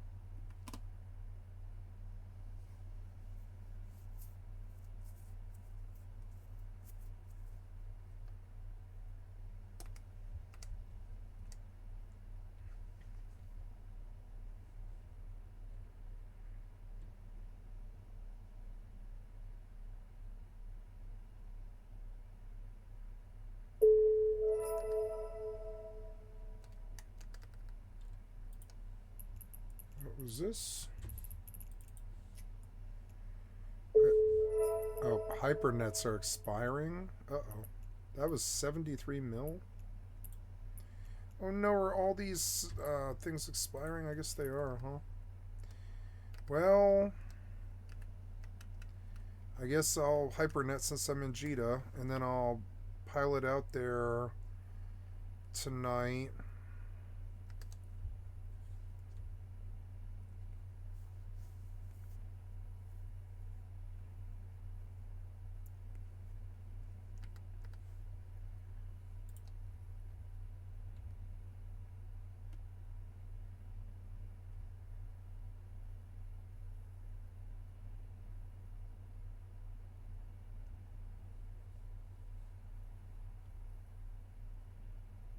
Oh yeah, the rats. I forgot, but oh, Jesus Christ, the weather changed really quickly. I thought I was being attacked. What the fuck?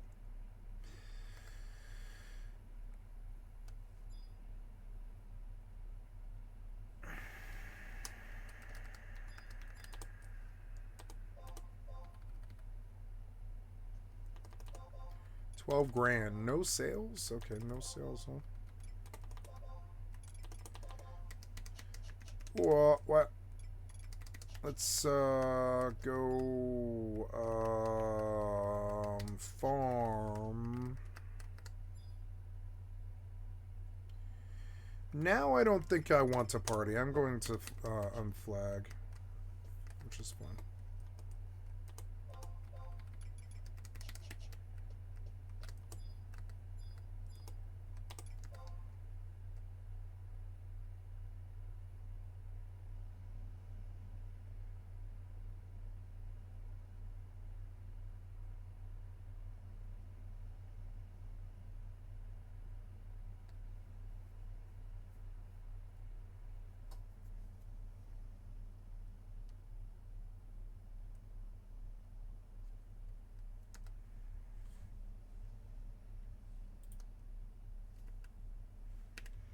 Yeah, she chops, like she hauls chopping because she's done so much of it.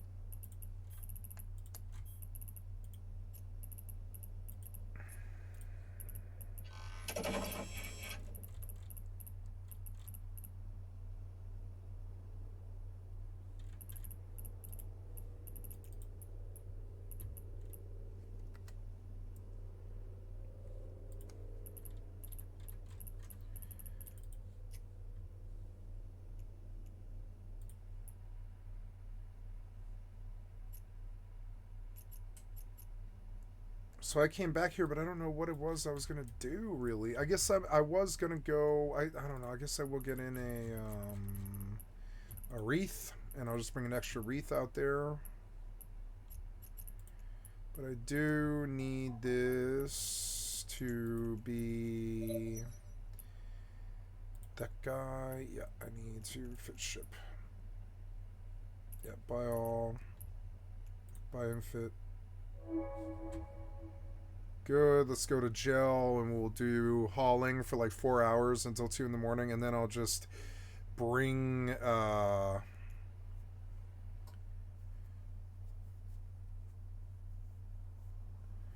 know, I wonder how much does a Gila weigh?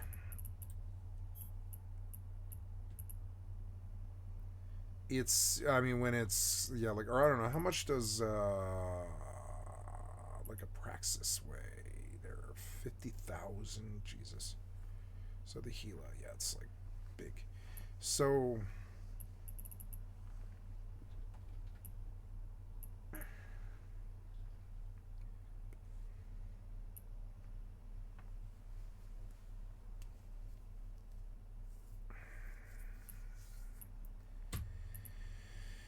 I could risk a Gila going out there. I suppose I could I could just, yeah, I could just fast jump the whole way the fuck out there and let that be the journey, I suppose. And if I lose the Gila, I lose the Gila. That would suck, but I mean, I don't know. Locations. Gel. No, I'm sorry. Yeah, no, I'm not gonna get in the Gila right now. No, I'm gonna get in that,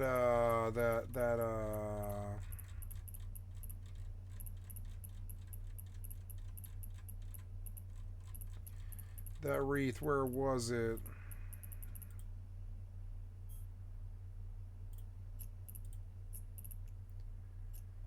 Was that it? No, that's not it. What happened here? Like, those wreaths did not fit. They did not fit the right way. It's so dumb.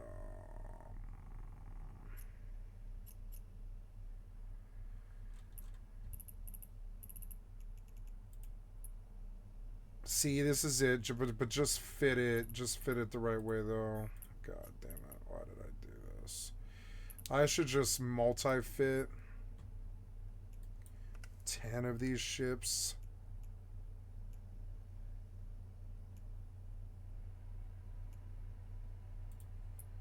Or whatever. Yeah, multi-fit 10 of these ships and tell me how much that'll be.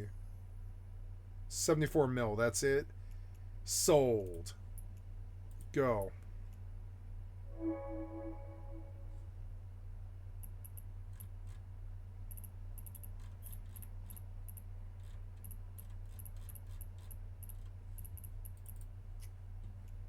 Fit.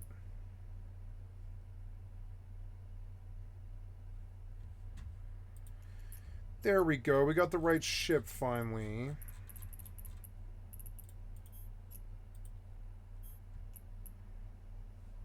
I like that name.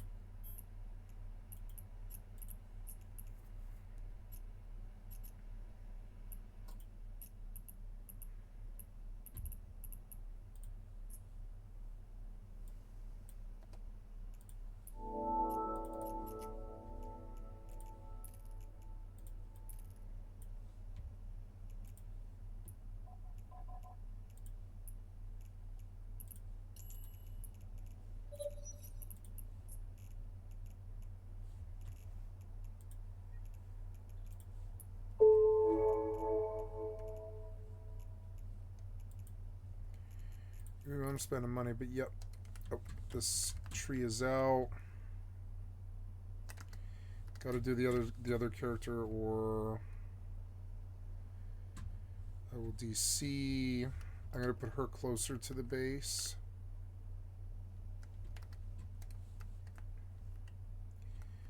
I mean, I don't know. We kind of have materials now. I'll give her all of mine.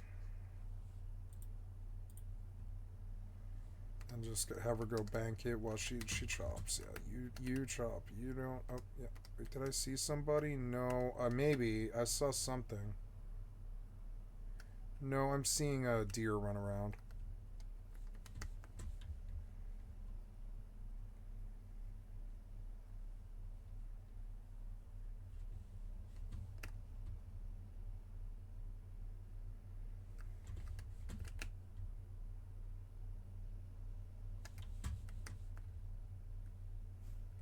I should stir that pot. I'll be right back.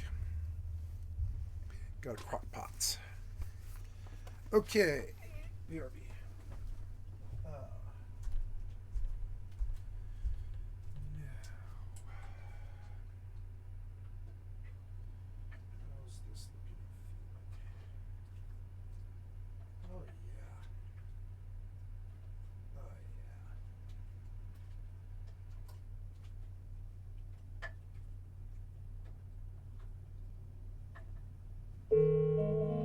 Skill training completed.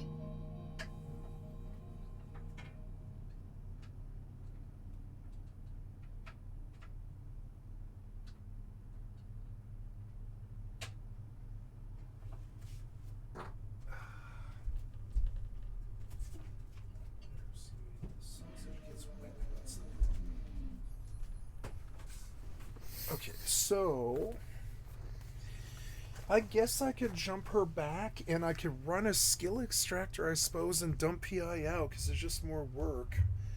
I could also just do PI templates now, I suppose. But I don't know, like, I don't really like the. I don't know, maybe I will PI when I move out there to nullsec.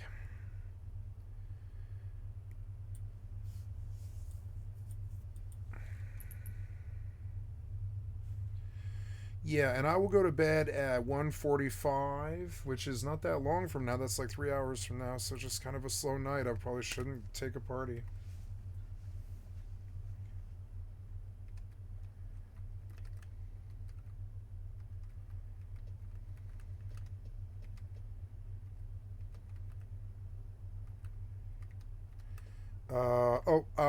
I was going to the goldsmith counter, but no, no, I guess I'm actually out. I'm out to farm. Oh no, yeah, I need, I got the happy egg. Can you only turn in one a day? I guess so, huh?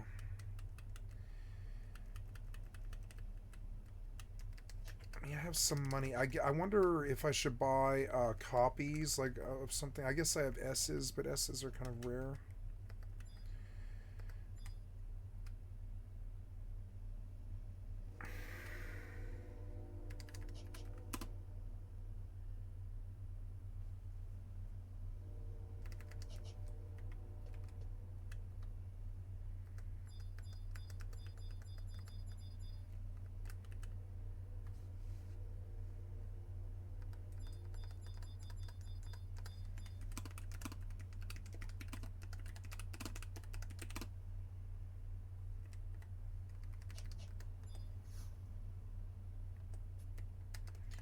Well, I got another egg. So L, but oh, their prices went up. So now I can maybe turn in another egg. But they're like their fucking prices went up. Why are your prices going up? There. So how many do you have? And he has 3 N eggs. F H 2. Let's buy 3 Q eggs, because I bet I can find a bunch of those around. G and X.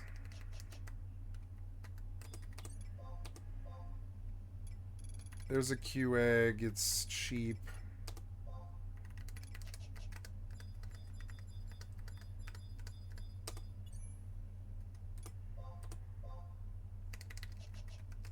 I'll just buy Q eggs every day till I reach 7 or whatever.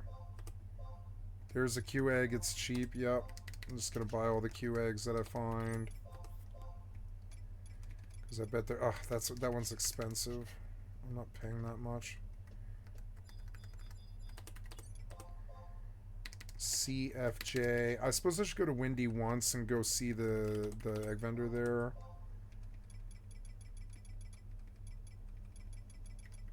There's a Q egg and it's cheap enough and enough of them. Just buy 4 of them. And now I've got enough Q eggs. I'm just gonna trade like a whole thing of Q eggs. I just trade 8 Q eggs now. Okay, let's try 1, 2. Oops, no, 1. Wait, so I've got to go back to the Horizon Wiki.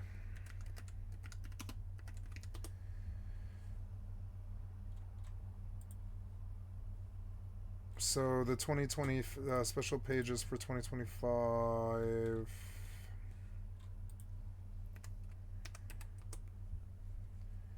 Egg Hunts Extravaganza. So then I need 7, and then 7 of a kind is the 7 eggs of the exact. So that's no, if you don't do it of the exact same letter. Yeah, a fortune egg. Okay, so yes, I can get a fortune egg, but I need 7 of the same eggs. There we go. Cool. Fortune egg.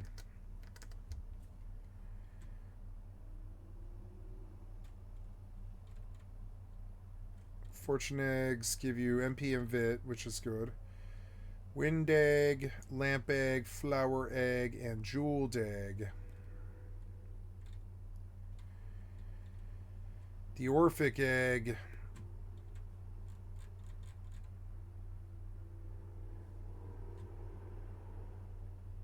Oh yeah, and then I need fire or whatever. Yeah, what was one of them? It was like fire for the Orphic egg. What day is it? It's like it's light, but it'll be a different day today. Hopefully it'll be Fire's Day. I think it will be because no, it's Ice Day, so it'll be Earth tomorrow. So Air is probably the easiest one. Air on Wednesday is probably the easiest one. I could just try to spell out the letter. It doesn't really matter, but I want that Orphic egg. That's a good egg. Fire. Oh no, I don't know. It's now, what's pink again? It's pink is thunder, so thunder is the longest one. This is the day we don't want. I will buy AIR if I can find it. There's a D egg for cheap, and I'm just gonna buy it.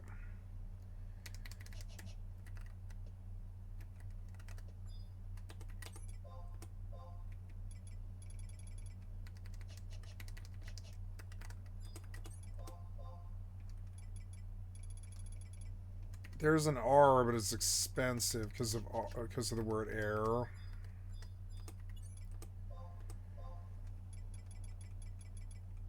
Fuck. This might actually be kind of expensive.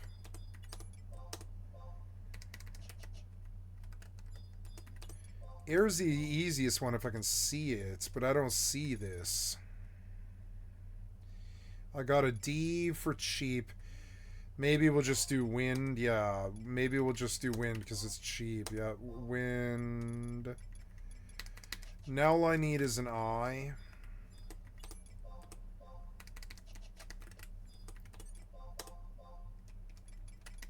And I'll do wind on Wednesday. Man, I don't see eyes at all. Maybe I shouldn't try to do eye. Or wind, I mean. I don't see an eye at all. Fuck.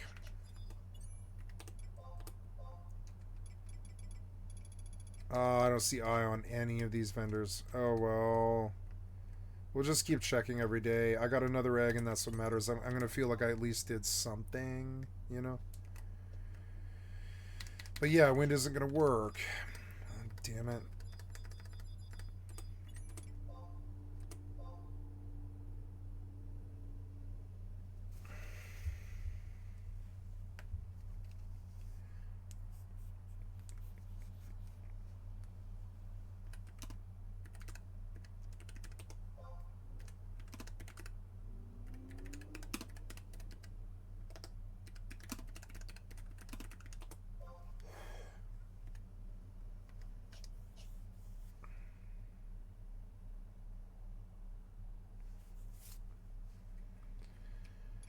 Fuck, I can't find an eye.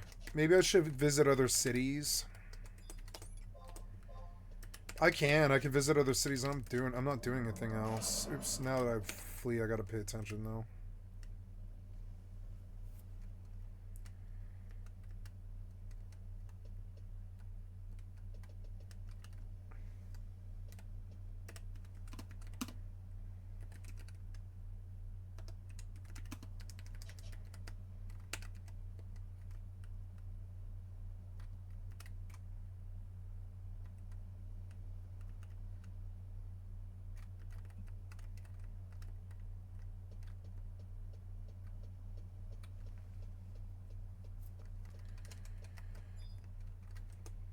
Wait, what am I doing? I went the wrong way. I'm trying to go to Metalworks, and I went too far for some reason.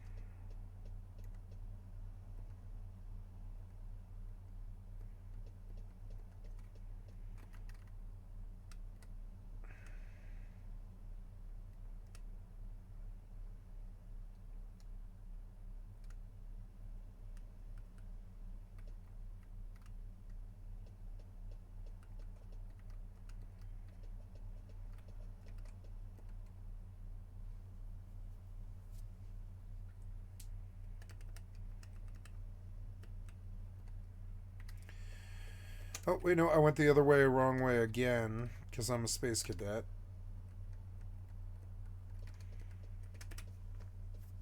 My dinner smells good. I get to eat it soon. Yay.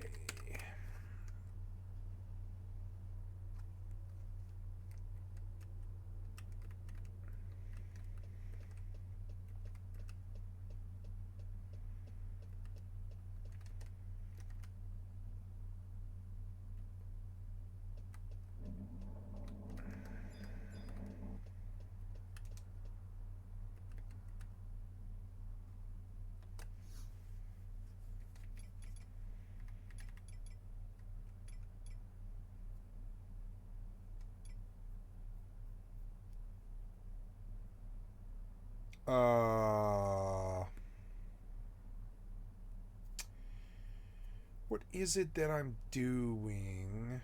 I would like to climb a Stroha and kill, but I don't know if I have an Stroha key. I'm gonna go look. Oh, I should also check these accounts before you log me. No. Oh well. What can I do? So,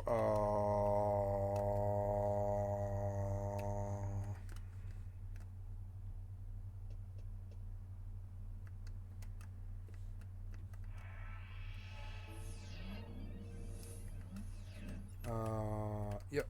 Oh no, I did not, put this away, but I will.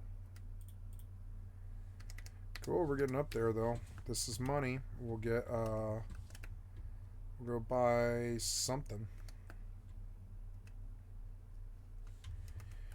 Guess I should go back there to the, ooh, yeah, there she is. She is not logged.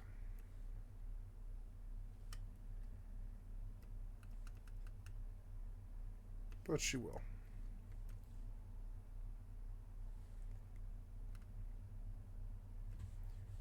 I guess I could have moved closer to trees, but there's enough trees.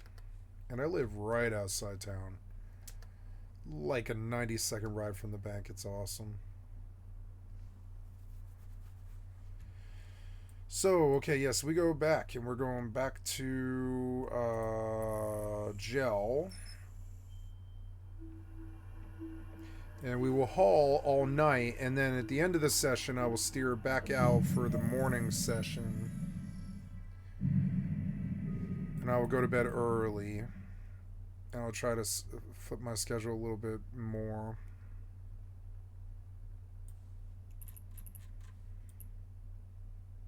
And then, yeah, and I'll get up and do my op. Tomorrow at 10. I'll wake up at 9:50 and I'll take a shower. Well, I don't know about taking a shower. I'll do that after I walk. Autopilot engaged. Oops, no, we're going to Gel. Yeah, set destination, please. Warping to Stargate. Warp drive active. Safer.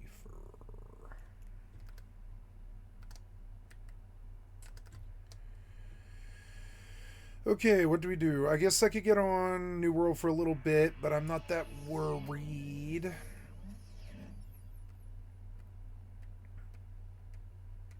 I guess I'll get on since she's on. I'll just keep her shopping because I kind of want to make some more money.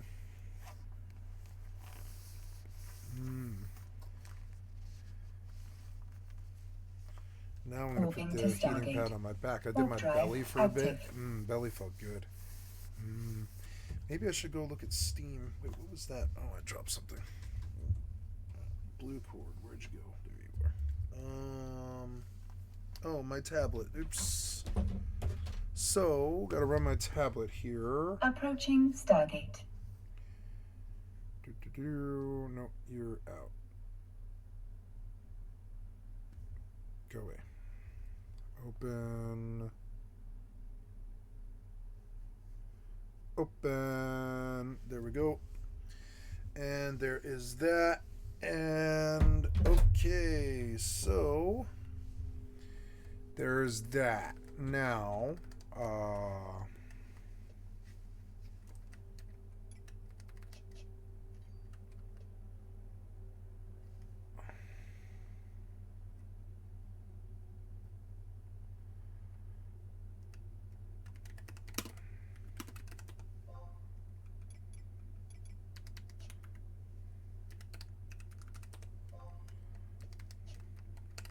Autopilot jumping.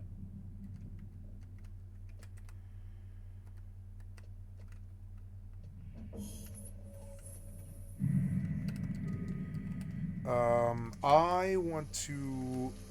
Warping to Stargate. Warp drive active.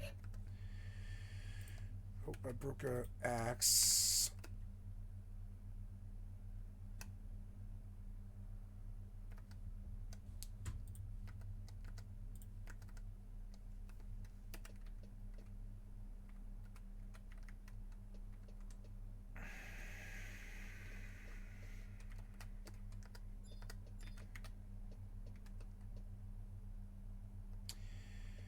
Yeah, I believe I will kind of make my way over to Castle O. Stargate. Or, well, I mean, I don't know, actually. I think if I were to actually do something, and I'm so distracted, I think it's a bad idea. I think it's better if I just go to the Goldsmith Guild and just farm.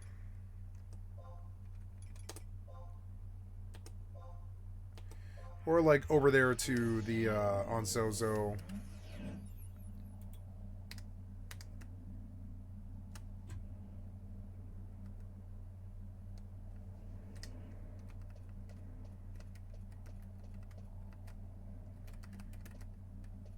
It's Wind Elemental.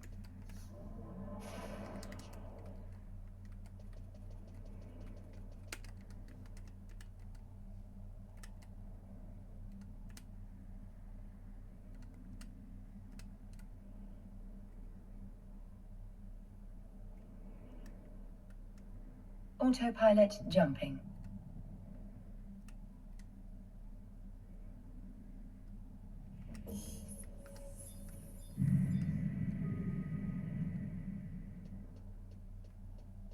Warping to Stargate.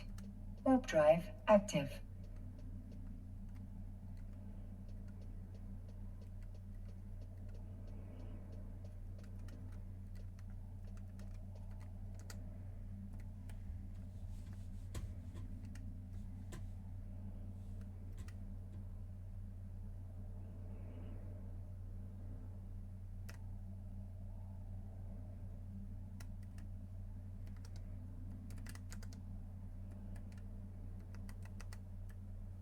Approaching Stargate.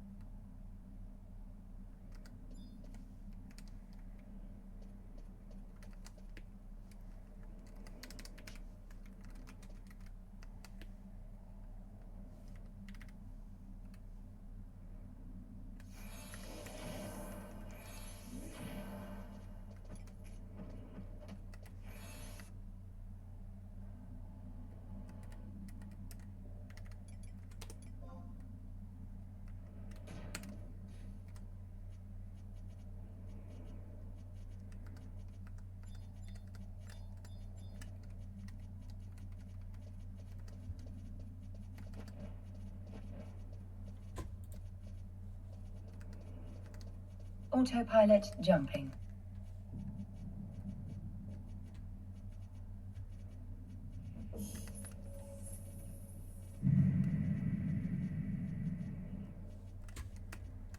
Warping I'm to gonna see this Stargate. guy's house. Oh, no, I can't Warp get drive in. active.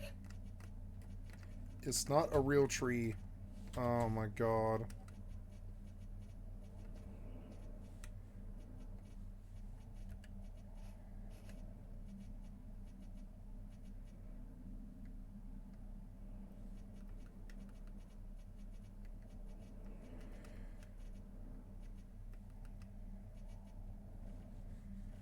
Oh no, these trees are closer, I guess.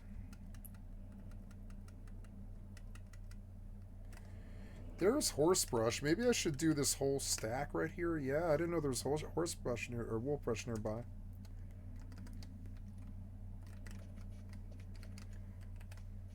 Approaching Stargate.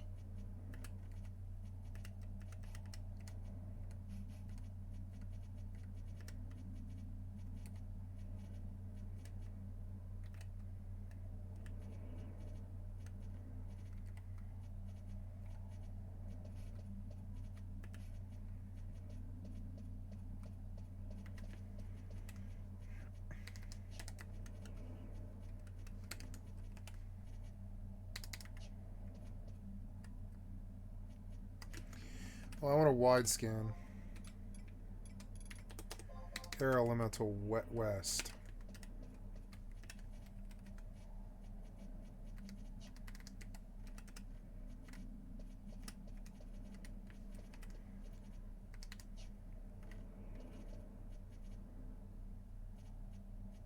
Autopilot jumping.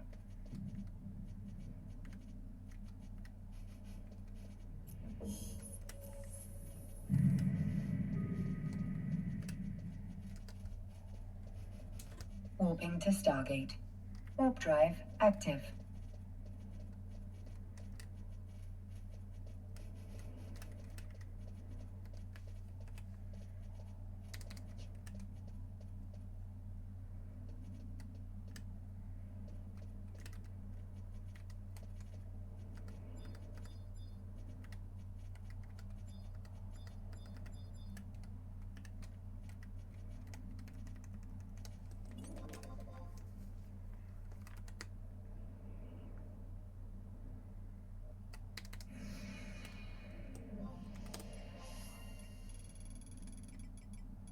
Approaching Stargate.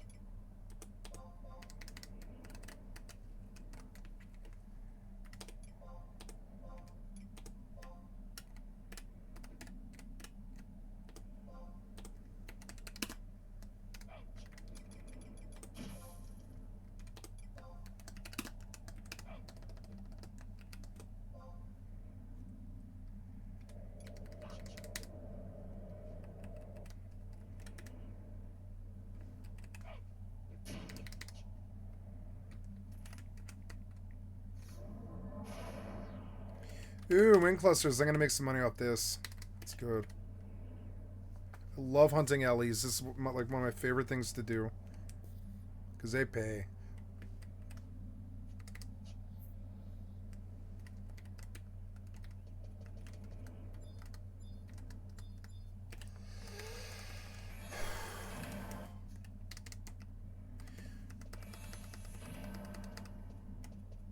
I could make copper ingots. What is bronze ingot? It's oh god, it's brass, isn't it? Brass is zinc. I'll need, maybe I'll need to send some stacks of zinc off the auction house. But yeah, I could send some stacks of zinc, and I can make gold dust. Moving to Stargate. And vendor. Warp drive active. Or maybe just bronze ingots, I guess. I should just make a whole stack of copper and then have the alt send bronze ingots.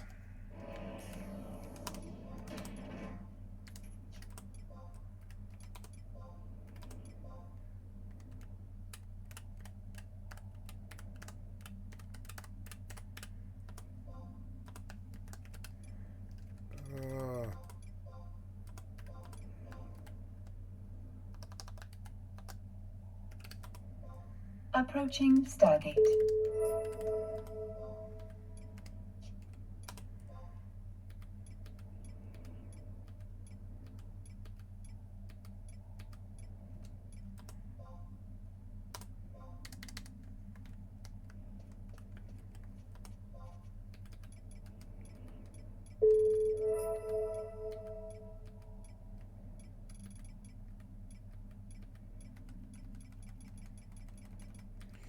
Yeah, somebody just killed it. No, that was the one I just killed, I think.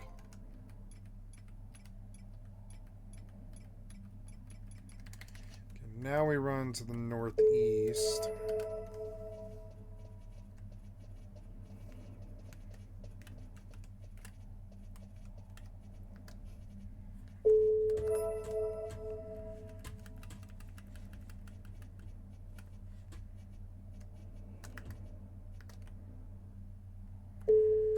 Depleted.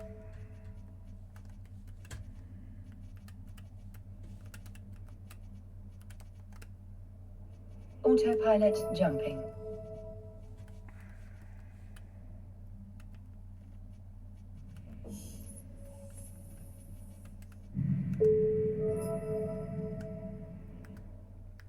Warping to Stargate. Warp drive active.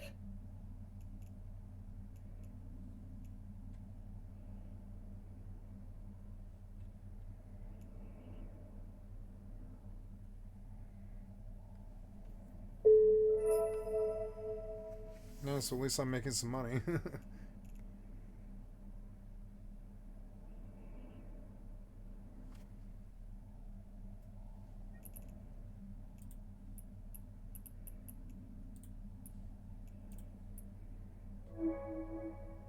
Approaching Stargate.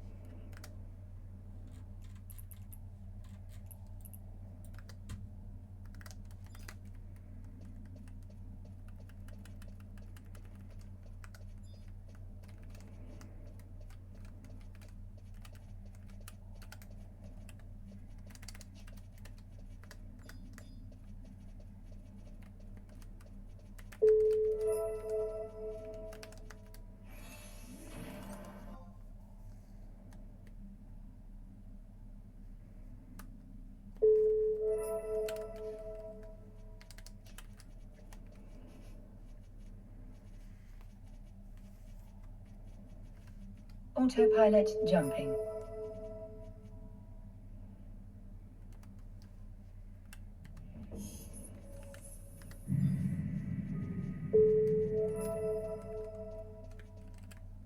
Warping to Stargate. Warp drive active.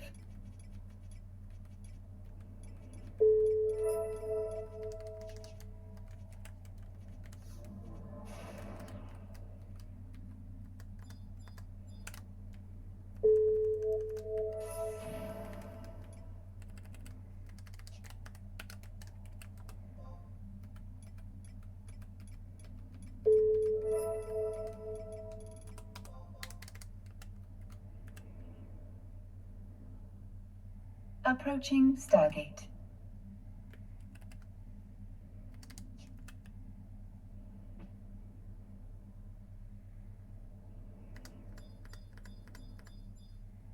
I should run back tomorrow because by the time I get there, they'll respawn.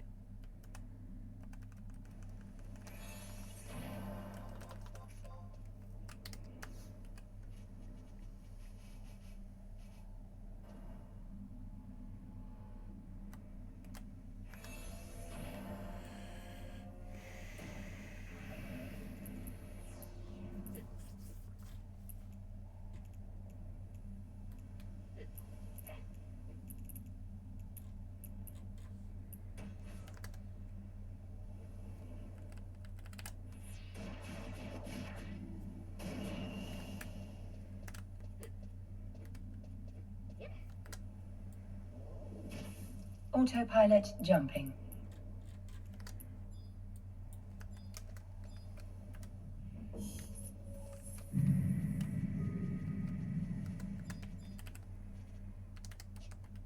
Warping to Stargate. Warp drive active.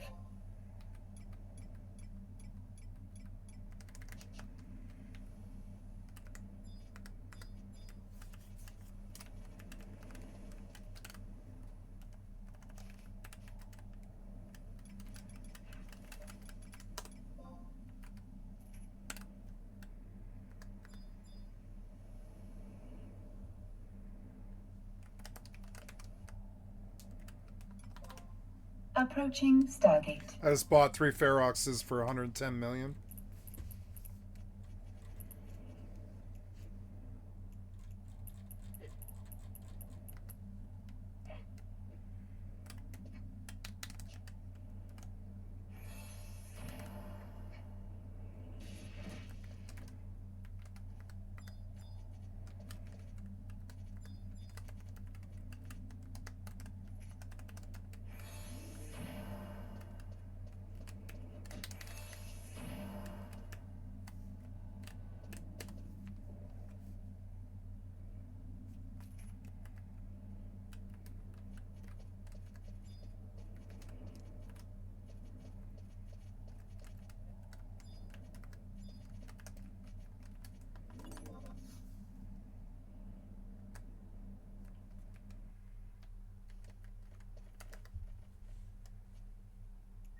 Autopilot jumping.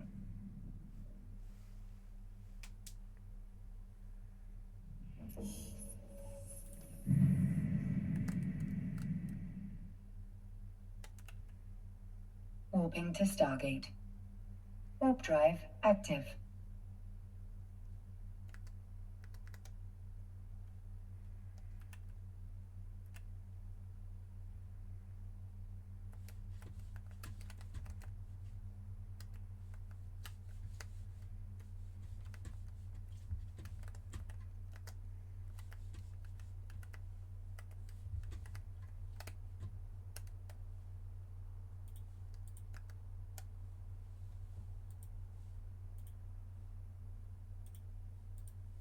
Approaching Stargate.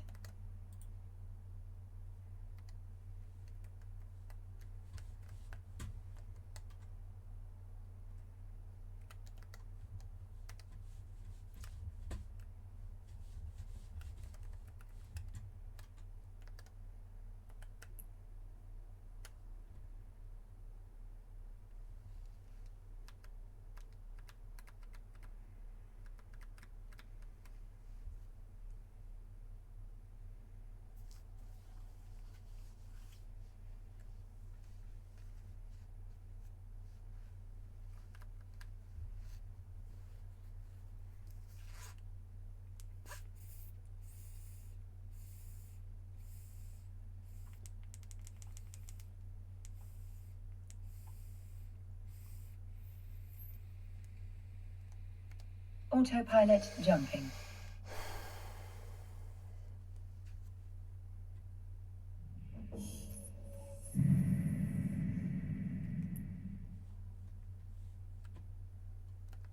Warping to Stargate. Warp drive active.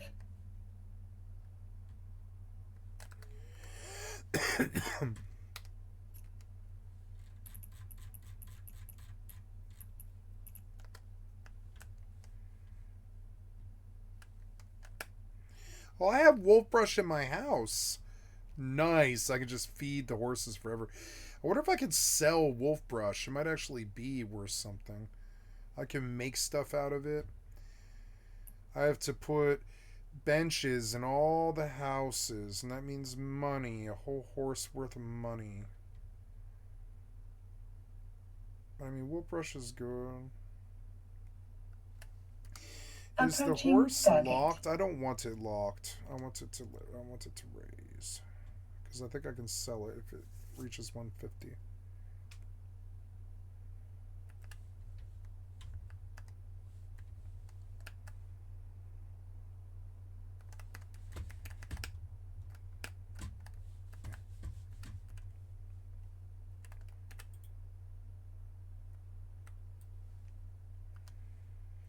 Well, good. I don't have to buy dial. I have wolf brush right outside my fucking house. That really helps, actually.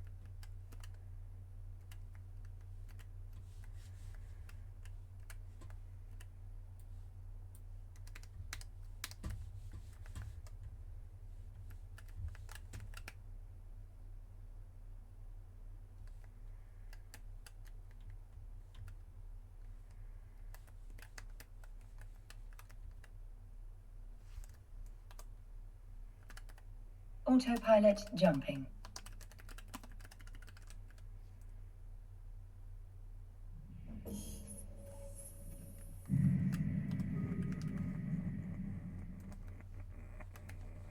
Warping to Stargate. Warp drive active.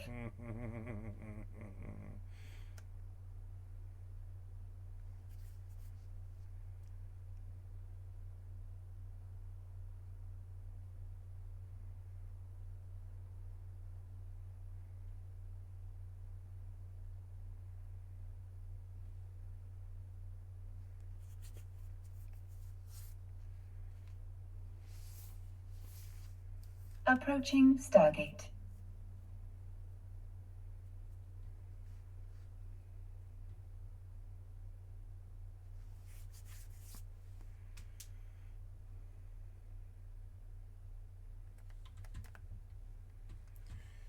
Okay, where are you now? You're way over here. I guess I've got to go over to their trees too.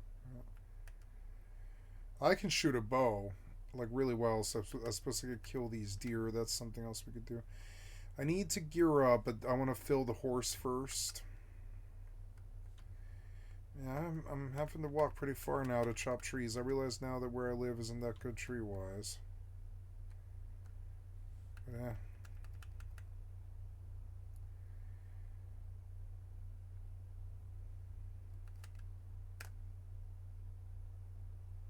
Autopilot jumping. Sometimes I think about stopping recording YouTube. It just going full-blown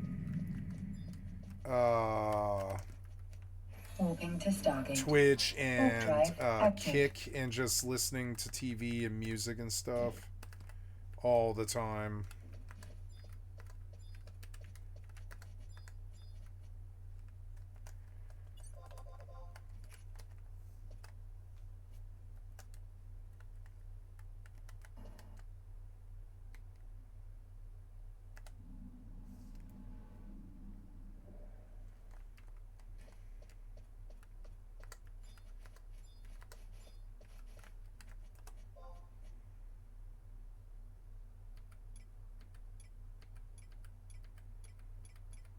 Approaching Stargate.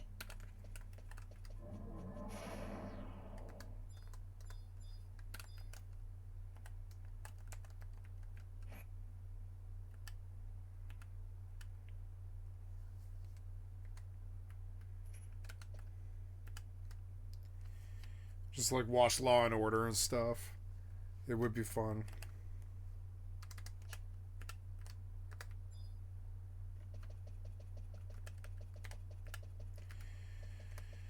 I would like to put 10 years on YouTube at least, though. So I don't do a reality like that, which is kind of annoying.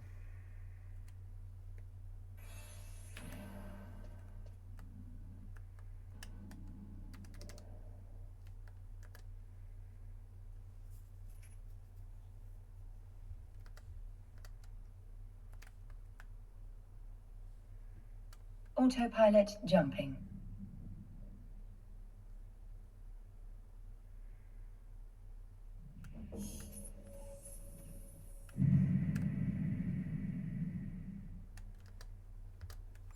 Warping to Stargate.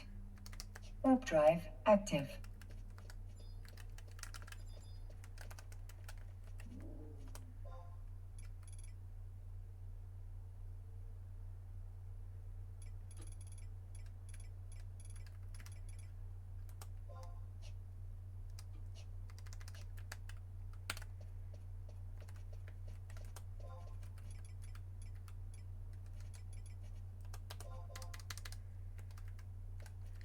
Ooh, I made more money in Bubarima than I would have in the tunnel, I think. It's cool. Approaching Stargate.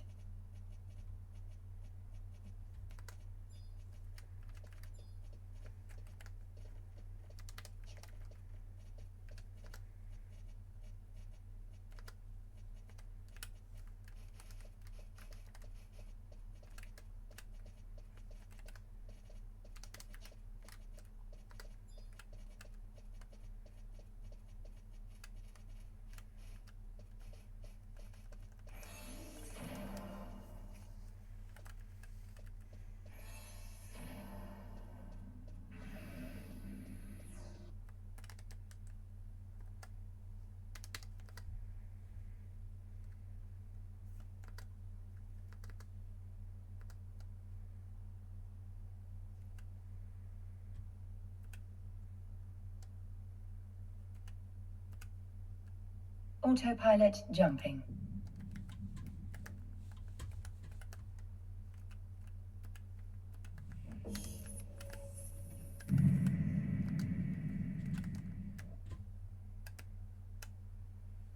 Warping to Stargate. Warp drive active.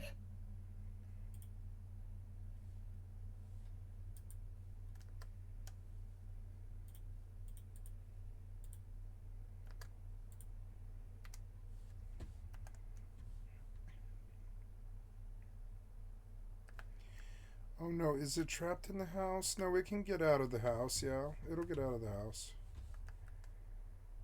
Yeah, you come here. Yeah, take out.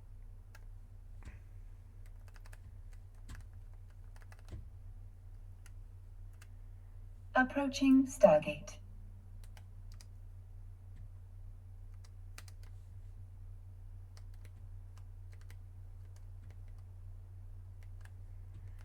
That's way faster. You need to remember to do it like that. Just call the horse. Bring him in. Park him. Yeah, park. And we're good. Fast. Learning to do things faster.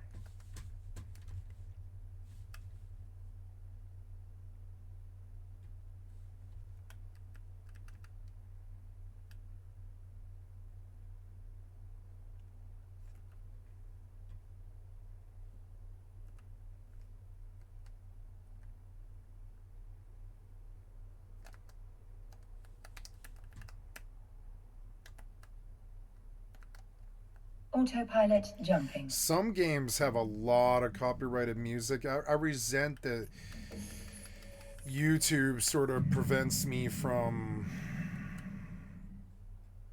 Warping to Stargate. like living my Warp drive life kind active. of, and I think about that all the time. I'm like, I could just go to Twitch and Kick and unite the chat to a chatty program.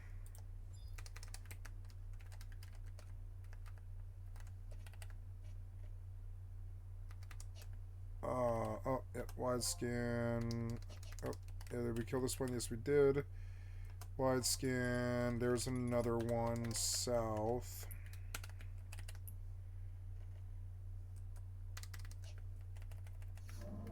Approaching Stargate. Can make a lot of money doing this. I don't really know. And it's lasting for a while, too.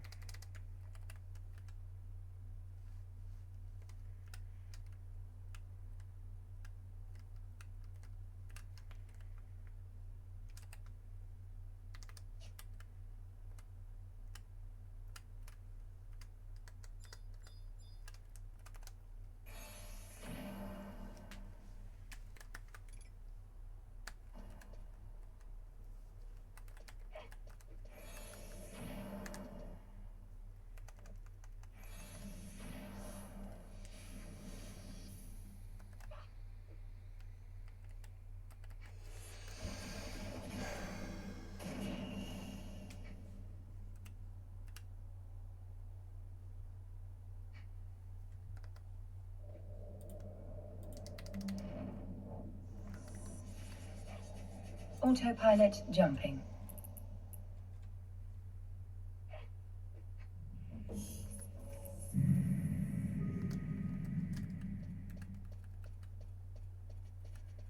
Warping to Stargate.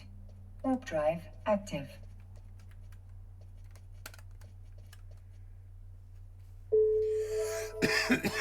Oh, it's, well, I don't know. Do I care? I kind of do, yeah. It's free XP. I'm going to quit out. No, I'm just going to quit this now. I don't care about what you say about it. Yep, just keep chopping.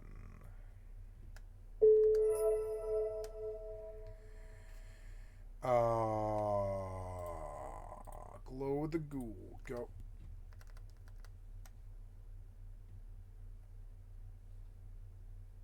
Approaching Stargate. What does the wind egg do? It doesn't do anything. I do need that Orphic egg. And I do need the hatchling shield yoked. And I'll work on that tomorrow, I guess. And yeah, and then and the whiskers rabbit hat.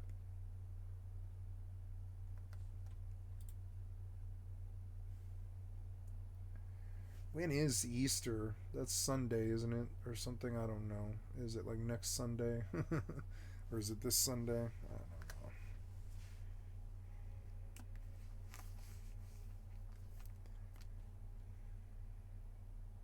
Autopilot jumping. I'm gonna watch Hippolytus Hoppidus Requiem tonight. South Park. When I go to bed. Hippolytus Hoppidus Requiem. Warping to Stargate. Warp So drive stupid. active. Christians are so dumb. I'm sorry, I like Christians, but they're silly. They're so silly. They're so silly. It's fun to poke a little bit at a Christian, you know. We put up with a lot over the years, so it's okay to poke fun at them once in a while. Hippolytus Hoppidus Requiem, which is so how they are too. Do I have flee? No. Approaching I don't Stargate. want you taking my elemental. Wait, there's another one and it's north. No, don't take my elemental. No. Why do you look like a BST without a pet?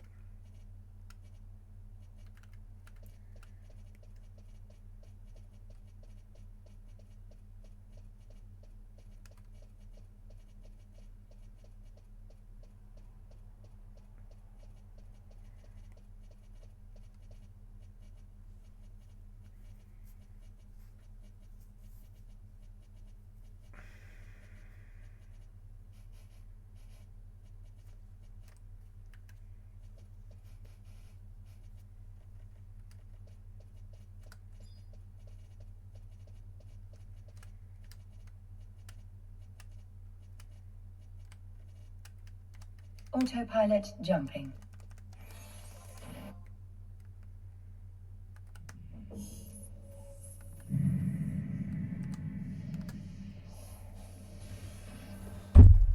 Warping to station.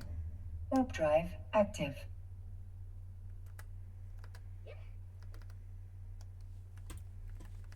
Oh, did we not do this? Oh, it's not over yet. I don't think. Oh, it is over. It's over already? God damn, that fast. I lost my opportunity. Yeah. No, if I go do the event, will you let me in? Is it too late? Oh, it's too late. You didn't let me. Oh, you didn't let me do it. Damn it, I lucked out for no reason. Well, let me do it, huh? Approaching station.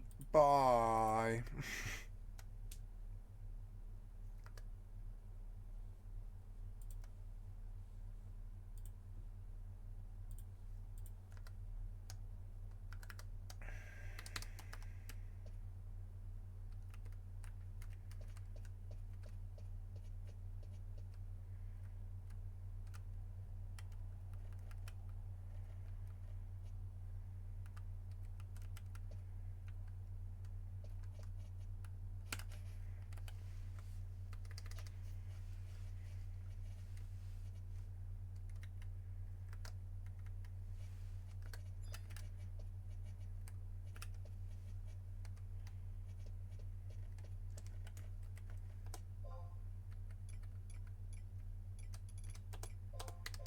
Oh, there's another one west.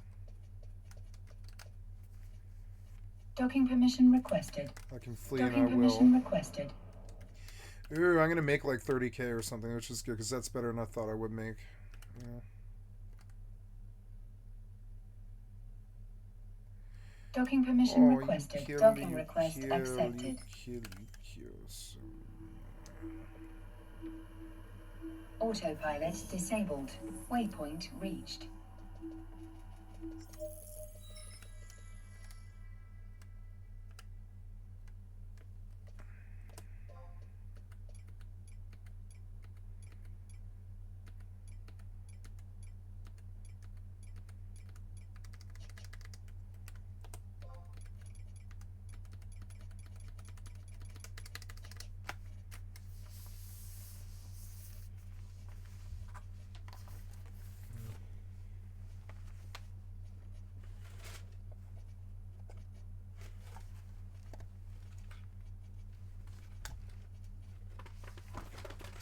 I never forgot to torch this.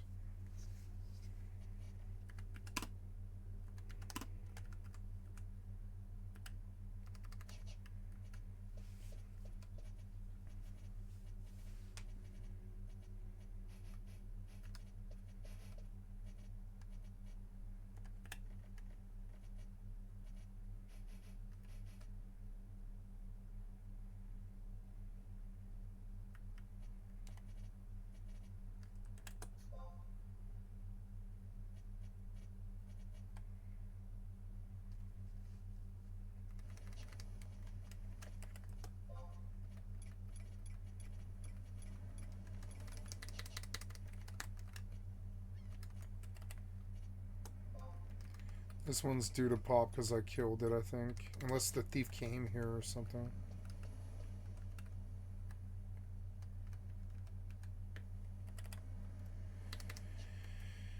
It's better probably to sit in the middle. I didn't really realize. Oh well. I don't know if I really want to like spend this time running around this much. I don't know. Okay, I'm down on this tree. Oh, yep. And we have 1240. How about this tree?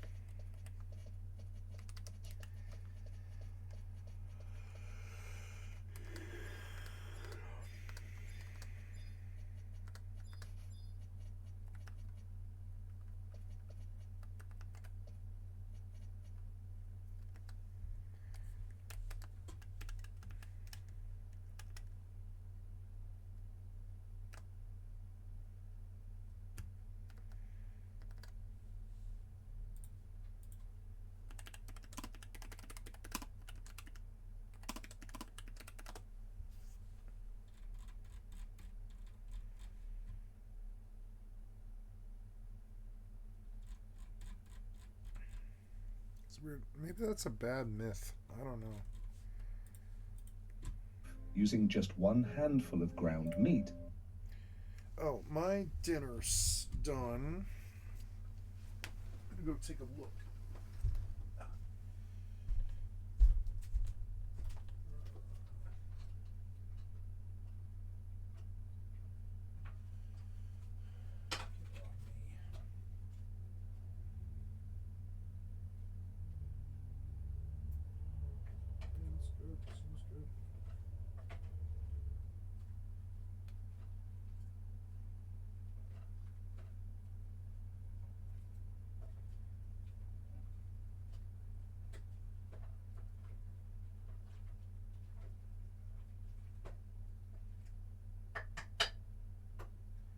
Alright, yeah, dinner time, huh? So,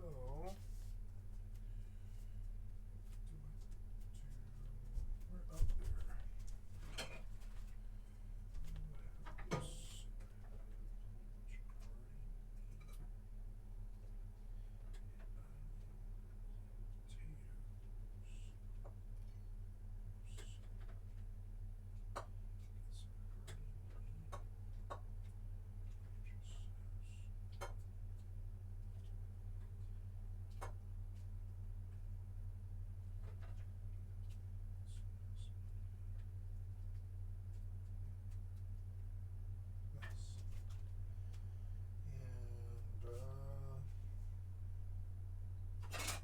My fork.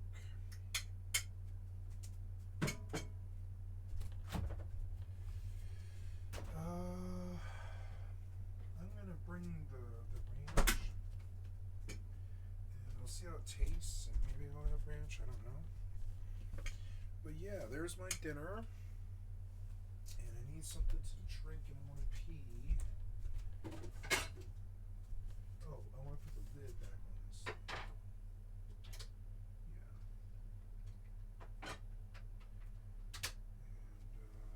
Yeah.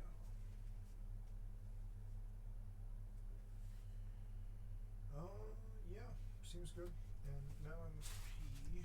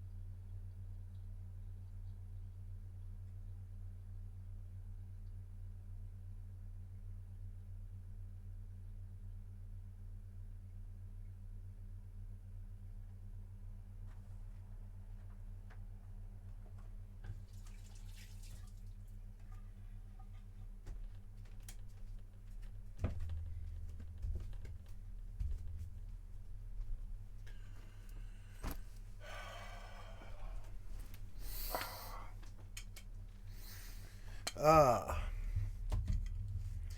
Let's see if YouTube can offer anything, but I kind of doubt it. This was good, but it got sort of boring towards the end. Although, I don't know. Now I might watch it, actually. See what else we can find in the game channel.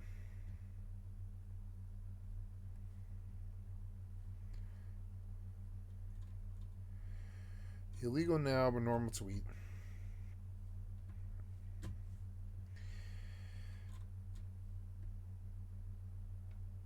Game of Thrones, King's Road.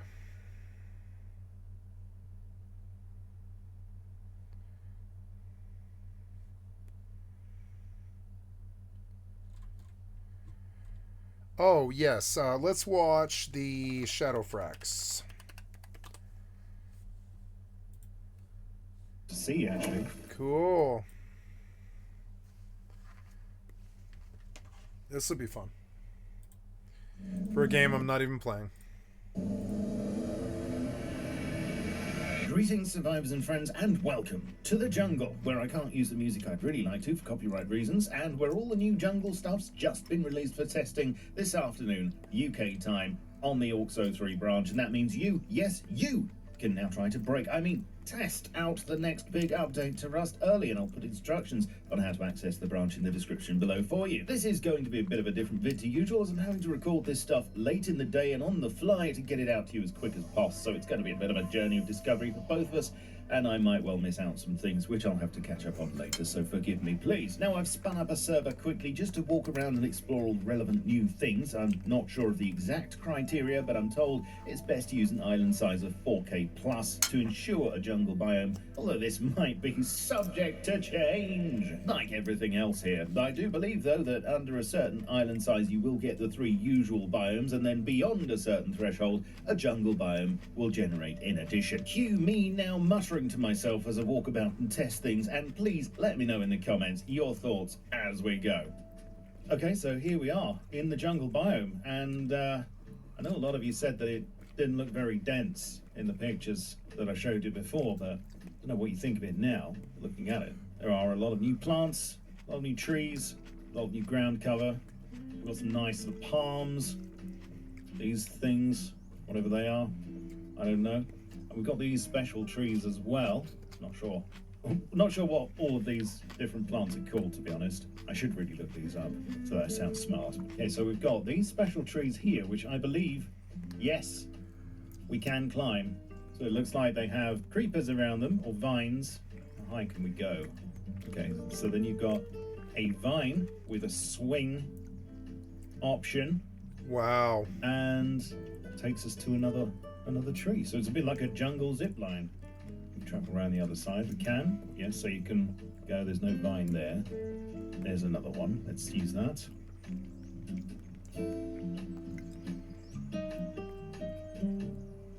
Okay. So this just gives us a method of traversing the jungle without actually having to touch the ground necessarily. But you've got all the normal rock formations present in the jungle as well. So we're getting a bit of wood from it, and it falls over and it leaves a stump in the ground, which I believe from the commits will respawn after a while. Here's the map, and this is a 4K map. As you can see, you've got temperate, you've got your desert area, and the jungle seems to take up the entire bottom half of this map. The jungle is massive. Okay, so here's a croc, and it's coming pretty quick. Wow. Listen to that snap.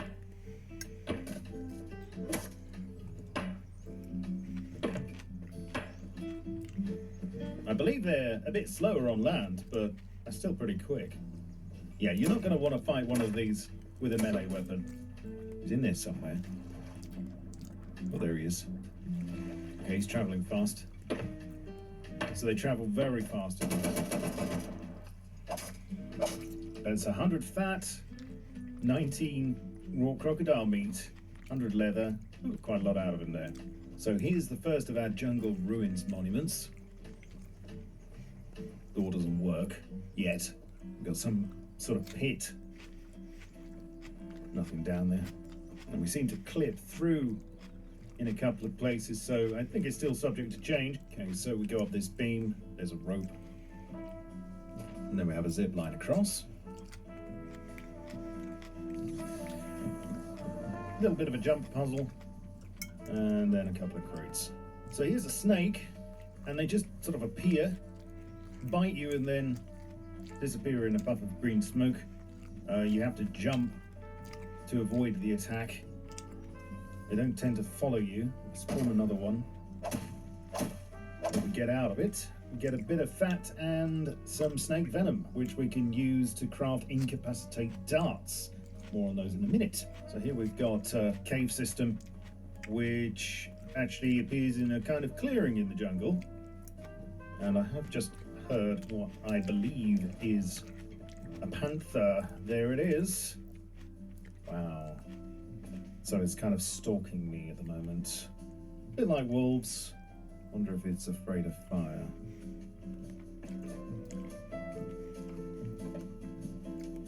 Let me just get... Whoa. Okay. Clever boy. There it is.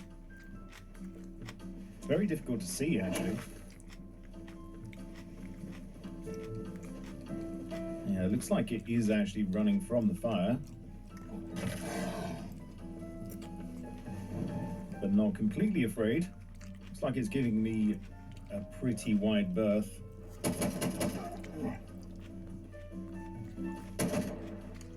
So we're getting raw bear meat from it, as well as leather and animal fat, etc. Okay, let's spawn ourselves a tiger. Well, okay, that's very sudden. Again, it's got a kind of hit and run attack technique. Spawn another one. Where are you? Oh, there it is. Look at that. That is going to be pants wetting and terrifying for some people, I think. Beautiful creature. Again, raw bear meat. Spawn a couple of players. And now the tiger stalks its prey, which is vulnerable. And it strikes. Oh, fantastic. The double strike. Majestic. Oh, and look at that. Now it's dragging the corpse off to tenderize it in the undergrowth for later. So yes, one thing that I've noticed about the behavior of tigers is that they'll eat a corpse where they kill it, but if you get close enough, they will then drag it off and hide it somewhere. Which is hilarious. All right, so here is the Jungle Ziggurat Monument, which actually, surprisingly, is made out of concrete. I thought it was going to be an ancient monument, but no, it is just in the style of a ziggurat. But it is completely modern by the looks of it. Got some bamboo scaffolding going up and around it, so I can walk around the entire thing if you want. Let's have a look inside. There are a couple of pools. So if we go up here, jump across, there's a crate. Another crate just there, with doors that we can open. Steps going down. I don't think there's anything under there. So there are these big pipes that are going down into the ground coming out of the ziggurat. Not sure what those are supposed to be. In every level you can walk all the way round. Let's check out what's at the very top. One crate there. Area you can drop down into, which doesn't have anything in it, but we can go all the way back down to the bottom through that.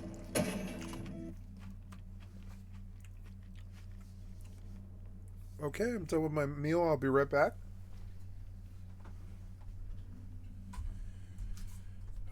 Quite good.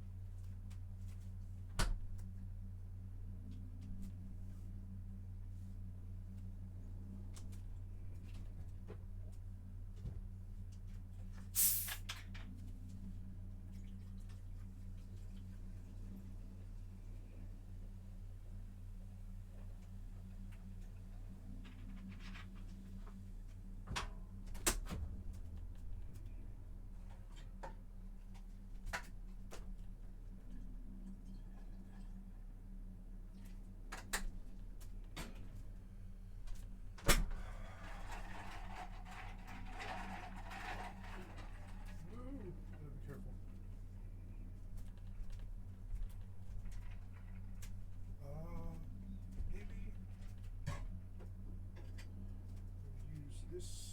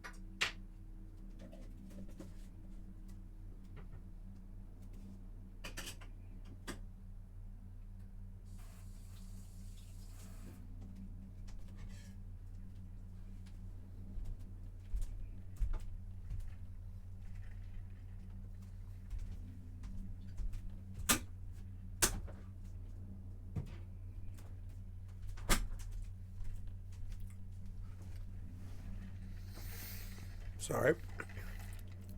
Yeah, so basically, some loot. That's about it at the moment. Nothing else you can do at this monument, it would seem. And just so you can see underneath, there isn't anything else hidden. The pipes are just decorative. There are no tunnels or anything like that. All you see above ground is all there is. So this is just an idea of how dense the foliage is on... Wow.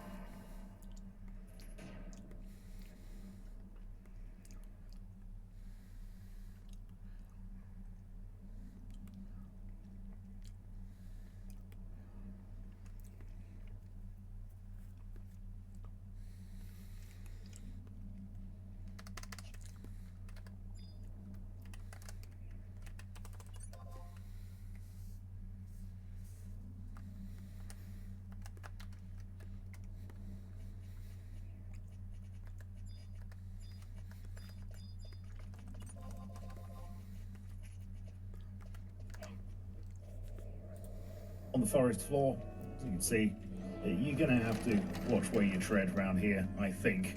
That's me in there, that is. Here's just a look at the animals without them moving around too much.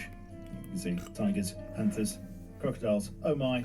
And I nearly forgot about this guy. This is the new Outbreak NPC scientist, which is slightly worrying. Are we gonna have to deal with some disease as well as all the other stuff we've got to deal with? What does it say on his tank here? Kind of instructions for use. I don't know what that is. I'm not sure what he's got in there. Some kind of anti-bac liquid. Let's just turn the AI back on, see if they attack him. No, they just want to attack me and run off into the jungle. Oh well. Now we have some new weapons. First of all, we've got the blowpipe. There it is. 75 metal frags, 2 rope, 200 wood. Workbench level 1. And there are 4 different types of dart. There's an incapacitate dart, radiation, scatter, and your basic wood dart. So you can't actually use it unless you're aiming. Now that was 3 headshots with the standard wood dart. The scatter darts there.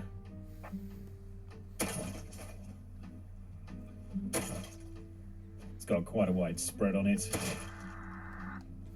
Then we have the rad dart,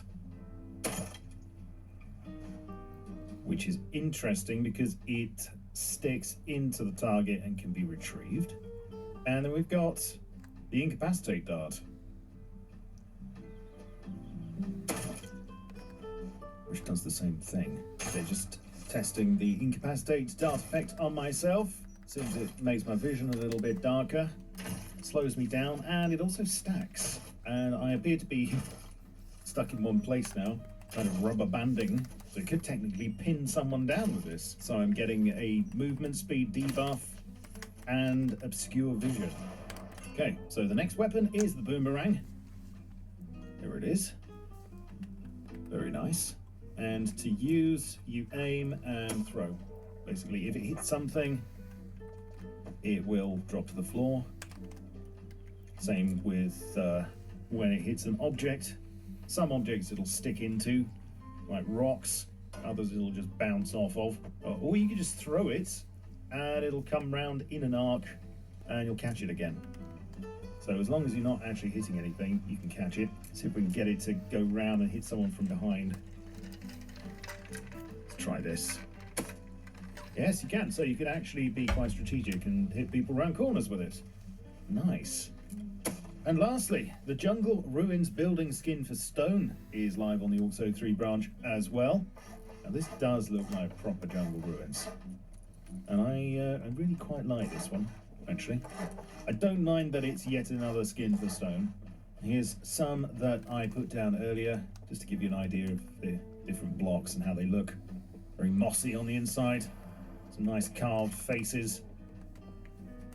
I think this one will be a hit, but do let me know what you think, please. So, let me know, please, what you think to all of this. I'll catch up on all the other stuff that's happening in the meantime in my next vid, so stay tuned. But just to summarise what the team are working on, there's a new menu being worked on, some wood armour gloves, the chicken coops being scaled down by 10% and raised slightly. It'll snap to foundations and will be small enough to be fully enclosed by walls for indoor intensive chicken farming. There was a fix for an audio exploit and more work on wallpaper for floors and ceilings. Oh, and a Cocoa Knight armor DLC's being worked on. Will it look like this? Or this? Or this? Does this mean coconuts are coming out of concept limbo? What about coconut doormats? All these questions and more might get answered in the next vid, so stay tuned. Right, you are up to date, so please leave a like and a comment below. You can support the channel here with super thanks, YouTube memberships, and via Patreon. Also check me out on my socials, including my Steam group, to stay in the loop. I'll catch you all soon, but in the meantime, keep calm and stay rusty. Cheerio.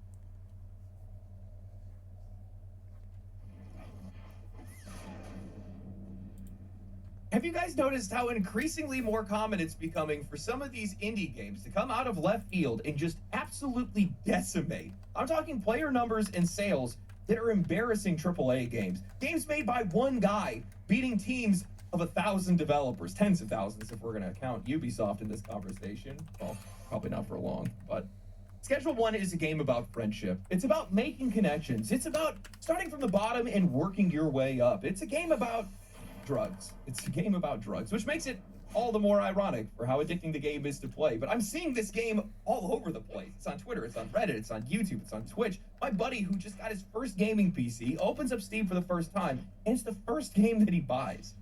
Games like Schedule 1 are becoming a problem because these games are beating out games that are spending hundreds of millions of dollars to make their games. They're doing it without any marketing.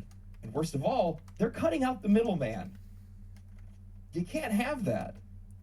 Because once you start doing those kind of things, when you have that kind of freedom to create and you're reaching that kind of success, you're going to start to attract some unwanted attention. And that's exactly where Schedule 1 is today. So today what I want to do is I want to talk about the insane success of Schedule 1, my experience playing it, and why an industry that's ran by investors can't let games like this exist.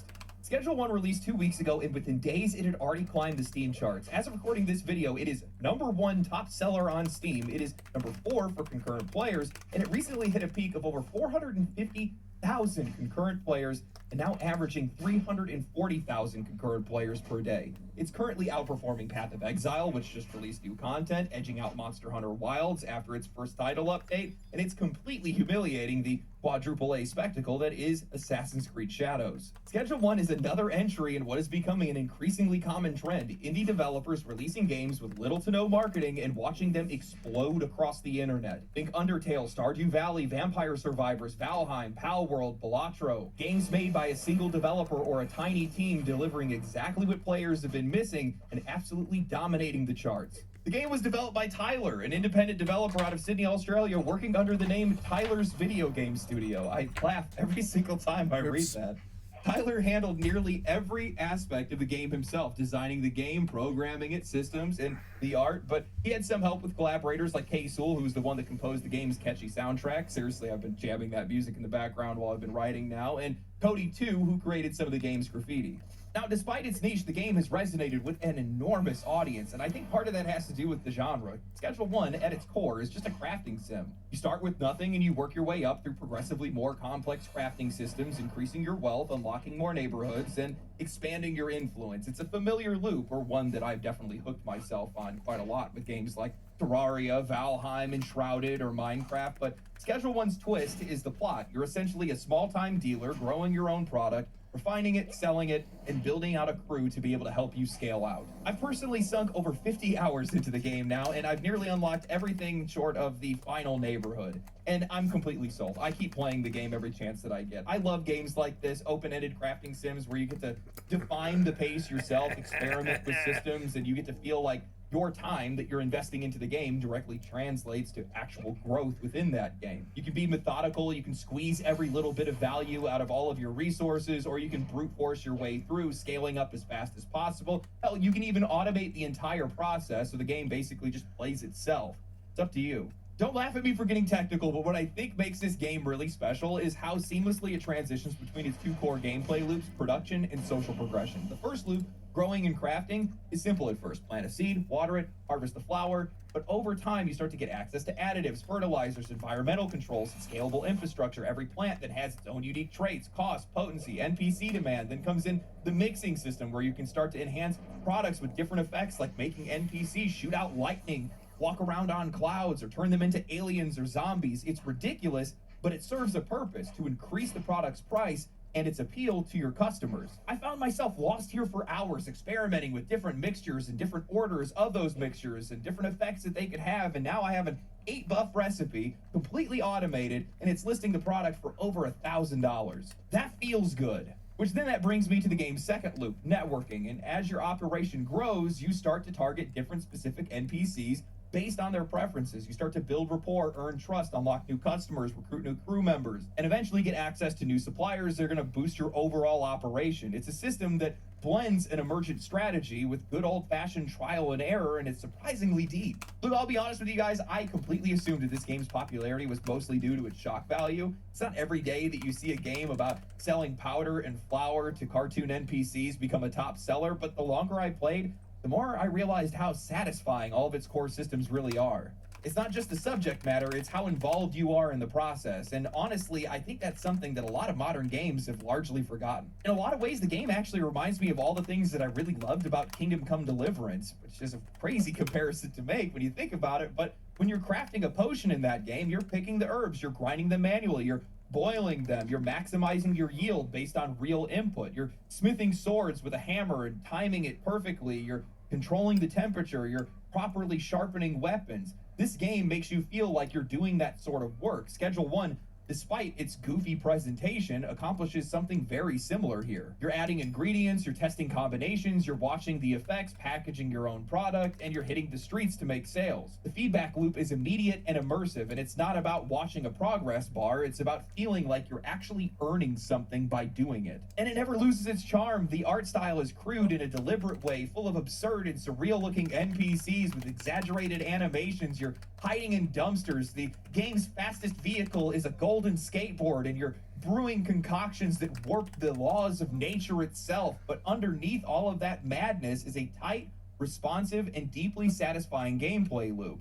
You're laughing one minute, and you're planning your expansion strategy the next. I love that every system feeds into one another. Want to automate your production? Well, you're going to need to build out, buy some infrastructure, and hire some employees. Want to scale up quickly? Well, you're going to need to build rep with your suppliers, to be able to make more product. Want to maximize your profit? Well, you're going to need to mix with precision and cater to customer demand. Yet at the exact same time, you can ignore all of that if you want, but if you want to dive in, you're rewarded for it. There's a surprising amount of freedom in how you approach everything. You can have your crew pushing your product while you're the one that's focusing on crafting. You can work solo and micromanage every step. You can run your empire in real time during the day and then focus on restocking and production at night. The game never really forces you into one particular play style, but everything feels intuitive enough that you always feel like you're making some sort of progress. I think what Schedule 1 proves, yet again in this case, especially when it comes to these indie games, is that the gap between indie and AAA has never been wider. I mean, I never take the time to analyze or even notice these kind of things if they even exist in AAA games. Their games are so bloated, overproduced, obsessed with cutscenes and cinematic presentation, often to the detriment of the actual experience. Schedule 1 is the opposite, and I love games like this. So do the players. That's obvious enough. It's lean, it's focused, it's gameplay first, and it works because it never forgets what players are actually here for, to play. Schedule 1 only costs $20. It delivers potentially hundreds of hours of content, strong systems, tons of replay value, and a surprising amount of multiplayer depth. It didn't need a cinematic trailer, it didn't need a live action ad campaign, it didn't need pre-order bonuses or influencer hype, it just needed to be good, and that was enough. This is gonna sound ridiculous.